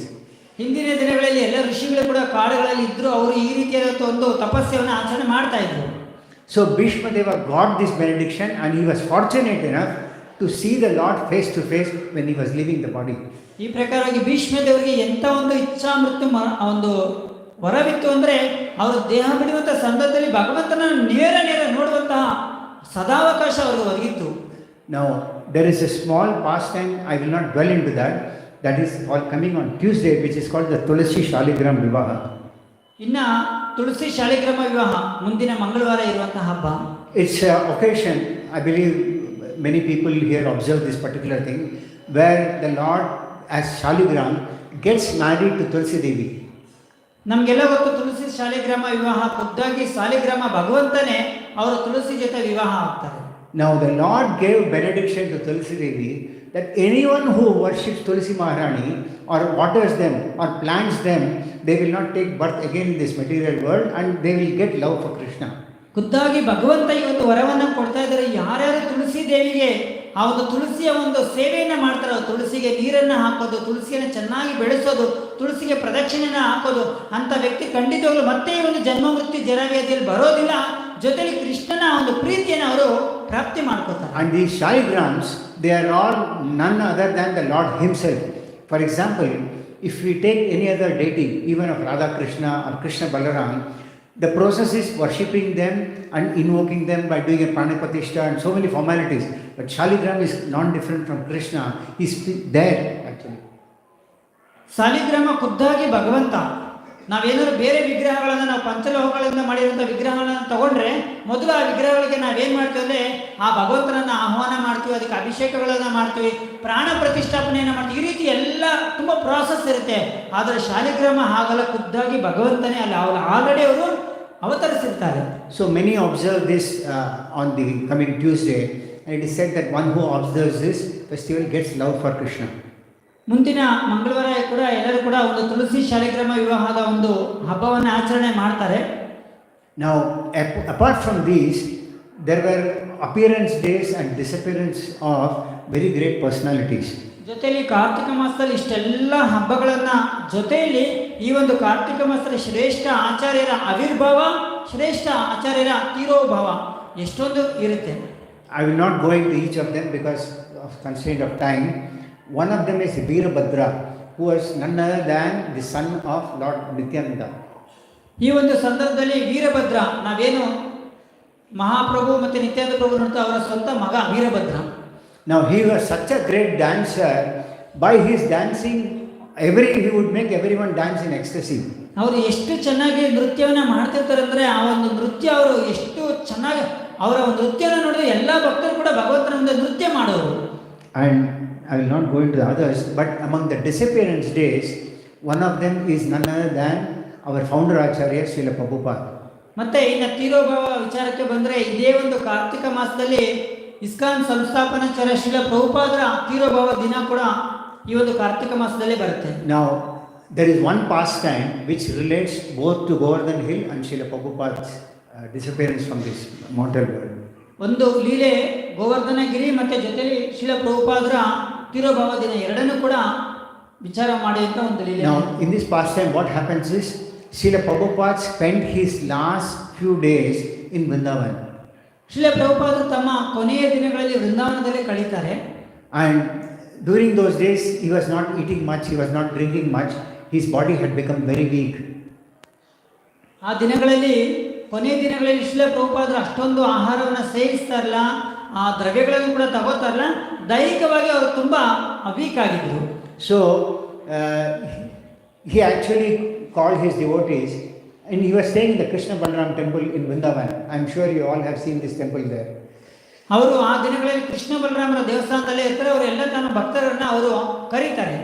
So he called them and said that I have a desire to go on a Govardhan Parikrama, but from here to Vrindavan, to Govardhan, I want you all to take me by bullock cart. ಆ ಸಂದರ್ಭದಲ್ಲಿ ಶ್ರೀಲ ಪ್ರಭುಪಾದರು ಕೇಳ್ತಾರೆ, ನಾನು ವೃಂದಾವನ ಪರಿಕ್ರಮವನ್ನು ಮಾಡಬೇಕು ಅಂತ ಒಂದು ಇಚ್ಛೆ ನನ್ನಲ್ಲಿದೆ, ಹಾಗಾಗಿ ಎತ್ತಿನ ಗಾಡಿಯ ಮುಖಾಂತರವಾಗಿ ನನ್ನನ್ನು ನೀವು ಕರ್ಕೊಂಡು ಹೋಗಿ ಅಂತ ಹೇಳ್ತಾರೆ. To which most of the many disciples said, no, how can we take you, because the roads were much more worse than what they are today. ಆವಾಗ ಆ ಭಕ್ತರೆಲ್ಲ ಕೂಡ ಹೇಳ್ತಾರೆ, ಪ್ರಭುಪಾದ ಇದು ತುಂಬ ಕಷ್ಟ ಆಗುತ್ತೆ, ಯಾಕಂದರೆ ಗೋವರ್ಧನ ಅಂದರೆ ತುಂಬ ಕಿಲೋಮೀಟರ್ಸ್ ಇದೆ, ಅದು ಕೂಡ ಈ ಒಂದು ಎತ್ತಿನ ಗಾಡಿಯಲ್ಲಿ ಅಂದರೆ ಇವಾಗ ಏನು ನಾವು ನೋಡ್ತೀವಲ್ಲ ಆ ರಸ್ತೆಗಳು ಅಷ್ಟು ಚೆನ್ನಾಗಿ ಆ ದಿನಗಳಲ್ಲಿ ಇರಲಿಲ್ಲ, ಬೇಡ ಅಂತ ಅವರು ಹೇಳ್ತಾರೆ. And they all felt that if they take Srila Prabhupada on a bullock cart, maybe Srila Prabhupada might be forced to give up his body, he was so weak. ಅವರು ಯೋಚನೆ ಮಾಡ್ತಾರೆ, ಅಷ್ಟೊಂದು ಅವರು ತೃಷಣರಾಗಿರ್ತಾರಲ್ವ, ಅವರನ್ನು ಕರ್ಕೊಂಡು ಹೋದರೆ ಅವರು ಮೇ ಬಿ ಮಧ್ಯದಲ್ಲಿ ಏನಾದರೂ ಅನಾಹುತ ಆಗ್ಬೋದು ಅಂತ ಅವ್ರು ಯೋಚನೆ ಮಾಡ್ತಾರೆ. But there were another set of disciples who were of the opinion that no, Srila Prabhupada is our spiritual master. It is the duty of a disciple to fulfill the desire of the spiritual master. So we should fulfill his desire. ಮತ್ತೆ ಕೆಲವರು ಭಕ್ತರು ಇಲ್ಲ, ಗುರುಗಳು ಹೇಳ್ತಾ ಇದ್ದಾರೆ ಅವರ ಆಸೆಯನ್ನು ಪೂರೈಕೆ ಮಾಡಬೇಕು, ಕರ್ಕೊಂಡು ಹೋಗಬೇಕು ಅಂತ ಹೇಳ್ತಾರೆ. So this way there was discussion going on, and that is the time one of Srila Prabhupada's god brothers came. ಆ ಸಂದರ್ಭದಲ್ಲಿ ಈ ರೀತಿ ಚರ್ಚೆಗಳನ್ನು ನಡೀತಾ ಇರುತ್ತೆ. ಆವಾಗ ಶ್ರೀಲ ಪ್ರಭುಪಾದರ ದೈವ ಸಹೋದರರು ಕೂಡ ಒಬ್ಬರು ಬರ್ತಾರೆ. So finally it so happened that Srila Prabhupada spoke to him that I have a desire, but this is what has happened. Some are showing that I should be taken, whereas many say that I should not be taken in my interest. So ಆ ಸಂದರ್ಭದಲ್ಲಿ ಅವರು ದೈವ ಸಹೋದರರು ಬಂದಾಗ ಪ್ರಭುಪಾದರು ಹೇಳ್ತಾರೆ, ಈ ರೀತಿ ನನಗೆ ಇಚ್ಛೆ ಇದೆ, ಆದರೆ ಇವರಲ್ಲಿ ಸ್ವಲ್ಪ ಚರ್ಚೆ ಕೂಡ ನಡೀತಾ ಇದೆ ಅಂತ ಹೇಳ್ತಾರೆ. So finally they took a decision that they will not take him. So ಕೊನೆಯಲ್ಲಿ ಆ ಪ್ರಭುಪಾದರನ್ನ ಕರ್ಕೊಂಡು ಹೋಗೋದು ಬೇಡ ಅಂತ ಅವರು ನಿರ್ಧಾರಕ್ಕೆ ಬರ್ತಾರೆ. And he told his god brother that this is their love for me. ಅವಾಗ ಅವರು ಹೇಳ್ತಾರೆ ಪ್ರಭುಪಾದರು ಇದು ನನ್ನ ಭಕ್ತರಿಗೆ ನನ್ನ ಮೇಲೆ ಇರುವಂತಹ ಪ್ರೀತಿ ಅಂತ ಹೇಳ್ತಾರೆ. And it is said that after a few days he left his body. ಅದು ಹೇಳಿ ಕೆಲವು ದಿನಗಳಲ್ಲಿ ಶ್ರೀಲ ಪ್ರಭುಪಾದರು ತಮ್ಮ ದೇಹದಿಂದ ಅವರು ದೇಹಾಂತ್ಯವಾಗ್ತಾರೆ. So it is said that Srila Bhaktisiddhanta Saraswati Thakur also spent his last few days in a holy dham. Srila ಪ್ರಭುಪಾದರ ಗುರುಗಳಾದಂತಹ ಭಕ್ತಿ ಸಿದ್ಧಾಂತ ಸರಸ್ವತಿ ಠಾಕೂರ್ ಅವರು ಕೂಡ ಅವರ ತಮ್ಮ ಕೊನೆಯ ದಿನಗಳಲ್ಲಿ ಈ ರೀತಿ ಪವಿತ್ರ ಧಾಮದಲ್ಲೇ ಅವರು ಕಳೀತಾರೆ. It is good for us to spend time in dham, but it is very important that we inculcate what we can take from this dham. ತುಂಬ ಒಳ್ಳೆಯದು ಧಾಮದಲ್ಲಿ ನಾವು ಹೋಗೋದು, ಅಲ್ಲಿ ವಾಸಗಳನ್ನು ಮಾಡೋದು. ಆದರೆ ಅಲ್ಲಿ ನಾವು ಏನನ್ನ ತಗೋತೀವಿ ಅನ್ನೋದು ತುಂಬ ಮುಖ್ಯವಾದಂಥ ವಿಚಾರ. We cannot be there indulging in any type of sinful activity because that has got multiple reactions. So we go for a short time, take something and come back and implement in our life. ನಾವು ಪವಿತ್ರ ಕ್ಷೇತ್ರಗಳಿಗೆ ಹೋದಾಗ ಅಲ್ಲಿ ಹೋಗ್ತೀವಿ, ಆದಷ್ಟು ಬೇಗ ಬಂದ್ಬಿಡ್ತೀವಿ. ಯಾಕಂದ್ರೆ ಅಲ್ಲಿ ಹೋಗಿ ಅಲ್ಲಿ ಮಾಡುವಂಥ ಪಾಪಗಳಿದೆಯಲ್ಲ ಅದರ ಪರಿಣಾಮ ತುಂಬ ಹೆಚ್ಚಿಗೆನೇ ಇರುತ್ತೆ. Because even a small offense committed to a Vrajavasi or anybody or any living entity in these dhams can be a big impediment in our devotional service. ಅಲ್ಲಿ ಹೋಗಿ ಮಾಡುವಂತಹ ಅಪರಾಧಗಳು ಅದು ಯಾರ ಮೇಲೆ ಇರ್ಬೋದು, ವ್ರಜವಾಸಿಗಳ ಮೇಲೆ ಇರ್ಬೋದು, ಅದು ಭಕ್ತಿ ಸೇವೆಗೆ ಸ್ವಲ್ಪ ನಮಗೆ ಕಷ್ಟವನ್ನು ತರುತ್ತೆ. But trying to recollect whatever you all saw, trying to recollect the pastimes is as good as being in dham here also. ಆದರೆ ಅಲ್ಲಿ ಹೋಗೋದಕ್ಕಿಂತ ಇಲ್ಲೇ ಇದ್ಕೊಂಡು ಕೂಡ ಆ ಒಂದು ಧಾಮದ ಮಹಿಮೆಗಳನ್ನ, ಧಾಮದ ವಿಚಾರಗಳನ್ನ ನಾವೆಷ್ಟು ಚೆನ್ನಾಗಿ ಅರ್ಥ ಮಾಡ್ಕೋತೀವಲ್ಲ ಅದು ಅಷ್ಟೇ ಪರಿಣಾಮವಾಗಿ ಅಷ್ಟೇ ಫಲವನ್ನು ಕೊಡುತ್ತೆ. And as you visit these dhams, recollecting these pastimes, you will start feeling a better and better purification in your own self as you progress. ನಾವು ಯಾವಾಗ ಧಾಮದ ಒಂದು ಧಾಮಕ್ಕೆ ಹೋಗಿ ಅಲ್ಲೆಲ್ಲ ದರ್ಶನವನ್ನು ಮಾಡಿ ಬಂದು ಕೂಡ ಆ ಒಂದು ಧಾಮವನ್ನು ನಾವು ಹೆಚ್ಚೆಚ್ಚಿಗೆ ನಾವು ನೆನಪುಗಳನ್ನು ಮಾಡ್ಕೋತಾ ಇರ್ತೀವಲ್ಲ ಅದು ಹೆಚ್ಚೆಚ್ಚೆ ನಮ್ಮನ್ನ ಪುನೀತರನ್ನಾಗಿ ಮಾಡ್ತಾ ಇರುತ್ತೆ. And another important personality during this month, Kartik, whose disappearance day occurs is Srila Srinivasa Acharya. ಇದೇ ಒಂದು ಕಾರ್ತಿಕ ಮಾಸದಲ್ಲಿ ಶ್ರೀನಿವಾಸ ಆಚಾರ್ಯರ ತಿರುಭಾವ ದಿನ ಕೂಡ ಇರುತ್ತೆ. We will not dwell into these pastimes in detail, but the thing is that when he was born, at that time itself it was predicted that he would be a very great devotee of the Lord. Srinivasa ಆಚಾರ್ಯರು ಅವರು ಇಲ್ಲಿ ಜನ್ಮ ತಗೊಂಡಿದ ತಕ್ಷಣ ಗೊತ್ತಾಯ್ತು ಅವರು ಶ್ರೇಷ್ಠ ಭಕ್ತರು ಅಂತ. So his case was that he had a desire to see Sri Chaitanya Mahaprabhu. ಅವರಿಗೆ ಚೈತನ್ಯ ಮಹಾಪ್ರಭುಗಳನ್ನು ನೋಡುವಂತಹ ಒಂದು ಅಪಾರವಾದಂಥ ಒಂದು ಆಸೆ ಅವರಲ್ಲಿ ಇರುತ್ತೆ. And when he went to see, those days there was no bus, no mode of transport that takes you immediately. ಆ ದಿನಗಳಲ್ಲಿ ತಕ್ಷಣ ಹೋಗಿ ನೋಡುವಂತ ಯಾವುದೇ ಒಂದು ವ್ಯವಸ್ಥೆಗಳು, ಸಂಪರ್ಕ ವ್ಯವಸ್ಥೆಗಳು ಇರೋದಿಲ್ಲ. You have to walk for kilometers, thousands of kilometers, and it used to take months or even years. ಆ ದಿನಗಳಲ್ಲಿ ಸಾವಿರಾರು ಕಿಲೋಮೀಟರ್ಗಳಷ್ಟು ನಾವು ನಡಿಬೇಕಾಗಿತ್ತು, ಆಮೇಲೆ ದರ್ಶನವನ್ನು ಮಾಡಬೇಕಾಗಿತ್ತು. So he went to see Chaitanya Mahaprabhu, and by the time he went, the same time Mahaprabhu left his body. ಅವರು ಇನ್ನೇನು ಮಹಾಪ್ರಭುವನ್ನ ನೋಡೋದಕ್ಕೆ ಈ ರೀತಿ ಒಂದು ಪ್ರಯಾಣವನ್ನು ಮಾಡ್ತಾರೆ. ಅವರನ್ನು ಇನ್ನೇನು ನೋಡುವಂತ ಸಂದರ್ಭದಲ್ಲಿ ಮಹಾಪ್ರಭುಗಳು ಅವರ ಲೀಲೆಯನ್ನು ಮುಗಿಸಿರ್ತಾರೆ. And similar thing happened when he went to see Nityananda Prabhu. ಅದೇ ಪ್ರಕಾರವಾಗಿ ಸರಿ ಅವರ ಒಂದು ಜೊತೆಲಿರುವಂತ ನಿತ್ಯಾನಂದ ಪ್ರಭುಗಳನ್ನ ನೋಡಕ್ಕೆ ಹೋಗ್ತಾರೆ, ಅವರು ಕೂಡ ಅವರ ಲೀಲೆಯನ್ನು ಮುಗಿಸಿರ್ತಾರೆ. And the same thing happened when he went to see Advaita Acharya also. ಅದ್ವೈತ ಆಚಾರ್ಯನ ನೋಡಕ್ಕೆ ಹೋಗ್ತಾರೆ, ಆವಾಗಲೂ ಕೂಡ ಅವರು ಅವರನ್ನು ನೋಡಕ್ಕೆ ಆಗೋದಿಲ್ಲ. And generally what happens, he goes there and some grand this thing is being arranged for the final rites. ಅವರು ಯಾವಾಗ ಹೋಗ್ತಾರೆ ಆವಾಗ ಇನ್ನೇನೆ ಅವರ ಒಂದು ಕೊನೆ ದಿನದ ಒಂದು ಸಂಸ್ಕಾರಕ್ಕೆ ಅವರೆಲ್ಲ ವ್ಯವಸ್ಥೆ ಮಾಡ್ಕೋತಾ ಇರ್ತಾರೆ. But the thing is, he was very much determined and he had instructions to take from Jiva Goswami. ಅವರಲ್ಲಿ ಎಷ್ಟೊಂದು ಅಷ್ಟು ಕಾತರ ಅವರಲ್ಲಿ ಇತ್ತು ಅಂತ ನಮಗೆ ಇದರಿಂದ ಗೊತ್ತಾಗುತ್ತೆ. ಜೊತೆಲಿ ಜೀವ ಗೋಸ್ವಾಮಿಯಿಂದ ಅವರ ಸಂದೇಶಗಳನ್ನು ಕೂಡ ಪಡ್ಕೋತಾರೆ. And then from him only they were the first book distributors, after which we celebrate what is called this book marathon. ಆ ಒಂದು ಶ್ರೀನಿವಾಸ ಆಚಾರ್ಯರ ಕೃಪೆಯಿಂದನೇ ಜೀವ ಗೋಸ್ವಾಮಿಗಳ ಸಂದೇಶವನ್ನು ಪಡ್ಕೊಂಡು ಅವರು ಪುಸ್ತಕಗಳ ವಿತರಣೆಯನ್ನು ತುಂಬ ಹೆಚ್ಚಿಗೆ ಮಾಡ್ತಾರೆ. ಆ ದಿನದಿಂದ ಇವಾಗಲೂ ಕೂಡ ನಾವು ಈ ಒಂದು ಗೀತಾ ಜಯಂತಿ ಸಮಯದಲ್ಲಿ ಪುಸ್ತಕ ವಿತರಣೆ ಬಗ್ಗೆ ನಾವು ತಿಳ್ಕೊತೀವಿ. He, Narottam Das Thakur and one more devotee, they used to go, and that is when they brought books from Vrindavan and to Puri. Not Puri, they went to Mayapur and then they came to Puri. ಅವರು ಶ್ರೀನಿವಾಸ ಆಚಾರ್ಯರು, ನರೋತ್ತಮ್ ದಾಸ್ ಠಾಕೂರ್ ಅವರು ಮತ್ತೆ ಭಕ್ತರು ಏನ್ ಮಾಡ್ತಾರೆ, ವೃಂದಾವನದಲ್ಲಿರುವಂಥ ಈ ಜೀವ ಗೋಸ್ವಾಮಿಯವರು ಎಲ್ಲ ಗೋಸ್ವಾಮೀಸ್ ಬಂದಿರುವಂಥ ಎಲ್ಲ ಪುಸ್ತಕ ಭಂಡಾರಗಳನ್ನು ತಗೊಂಡು ಮಾಯಾಪುರ್ಗೆ ಹೋಗ್ತಾರೆ, ಅಲ್ಲಿಂದ ಮತ್ತೆ ಪುರಿಗೆ ಬರ್ತಾರೆ. And the first time when they came, the books got stolen by the king of that particular province itself. ಆ ಸಮಯದಲ್ಲಿ ಏನಂತೆ ಅಷ್ಟೊಂದು ಪುಸ್ತಕಗಳನ್ನ ತಗೊಂಡು ಹೋಗ್ಬೇಕಂದ್ರೆ ಆ ಪುಸ್ತಕಗಳನ್ನ ಒಂದು ರಾಜ್ಯ ಇರುತ್ತೆ, ಆ ರಾಜ್ಯದಲ್ಲಿ ಅದು ಕಳವು ಮಾಡಿಬಿಡ್ತಾರೆ. And when this got stolen, there was no printing press those days. So Srinivasa Acharya took the austerity of going back, getting the commentary written, again getting them printed, and there was no, so everything was written by hand in books. And this is the type of endeavor he took, and if we follow that type of endeavor, we might be successful. ಅವರು ಯಾವಾಗ ಪುಸ್ತಕಗಳು ಅವ್ರದ್ದೆಲ್ಲ ಕಳುವಾಗುತ್ತಲ್ಲ, ಕಳುವಾದಾಗ printing press ಎಲ್ಲ ಅವಾಗೆಲ್ಲ ಮತ್ತೆ ಏನು ಇರೋದಿಲ್ಲ, ಮತ್ತೆ ಸಾಫ್ಟ್ ಕಾಪಿಯಲ್ಲಿ ಇದ್ರೆ ಮತ್ತೆ ಪ್ರಿಂಟ್ ತೆಗಿಬೋದು ಅಂತ ಆ ವ್ಯವಸ್ಥೆ ಇಲ್ಲ. ಮತ್ತೆ ಅವರು ವೃಂದಾವನಕ್ಕೆ ಹೋಗ್ತಾರೆ, ಮತ್ತೆ ಆ ಒಂದು ಎಲ್ಲ ಭಾಷ್ಯಗಳನ್ನು ಮತ್ತೆ ಬರೀತಾರೆ, ಮತ್ತೆ ಬರೆದು ಅದನ್ನೆಲ್ಲ ತಗೊಂಡ್ಬರ್ತಾರೆ. ಅಂದರೆ ಈ ಪ್ರಕಾರವಾಗಿ ಅವ್ರದ್ದು ಆ ಒಂದು ಇಚ್ಛೆ ಸಂಕಲ್ಪ ಇರುತ್ತೆ. ಈ ಥರ ನಮ್ಮಲ್ಲಿ ಯಾವಾಗ ಪುಸ್ತಕಗಳ ಮೇಲೆ ಆ ಒಂದು ವಿಚಾರ ಇರುತ್ತಲ್ಲ, ಖಂಡಿತವಾಗ್ಲೂ ಕೂಡ ಪರಿಪೂರ್ಣತೆ ಸಾಧ್ಯ. Srila Prabhupada said that he is always there in the form of his books. Srila ಪ್ರಭುಪಾದರು ಯಾವಾಗಲೂ ಹೇಳ್ತಾರೆ ಪುಸ್ತಕಗಳಲ್ಲಿ ಅವರು ಇರ್ತಾರೆ ಅಂತ. Not only that, if you see the examples of Srinivasa Acharya, how much of endeavor going back for getting another copy written, that is the austerity they took for us to benefit from book distribution. ಯಾವ ಪ್ರಕಾರವಾಗಿ ಶ್ರೀನಿವಾಸ ಆಚಾರ್ಯರು ಎಷ್ಟೊಂದು ಕಷ್ಟಗಳನ್ನು, ಎಷ್ಟೊಂದು ಆಸ್ಟರಿಟೀಸ್ನ ತಗೊಂಡಿದ್ದಾರೆ, ಹೋಗೋದು ಬರೋದು ಬರೆಯೋದು ಈ ಒಂದು ಪ್ರಯತ್ನವನ್ನು ಮಾಡಿದರೆ, ಅವರು ಮಾಡಿರುವಂಥ ಪ್ರಯತ್ನ ಇವತ್ತು ನಾವೆಲ್ಲ ಓದ್ತಾ ಇರುವಂಥ ಪುಸ್ತಕಗಳು.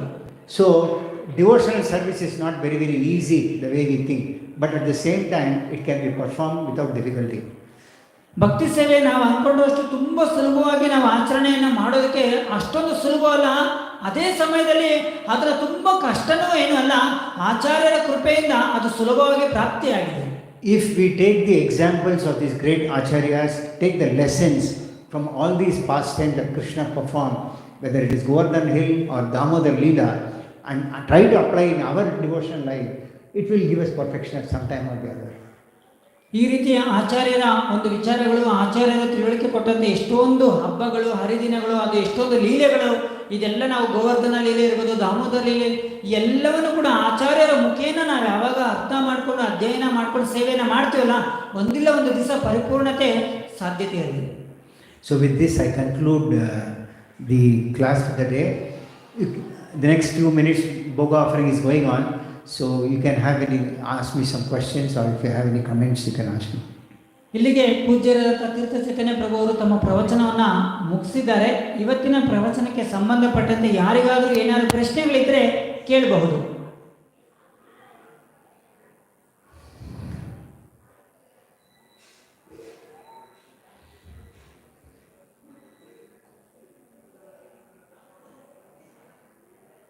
Yes, Harish.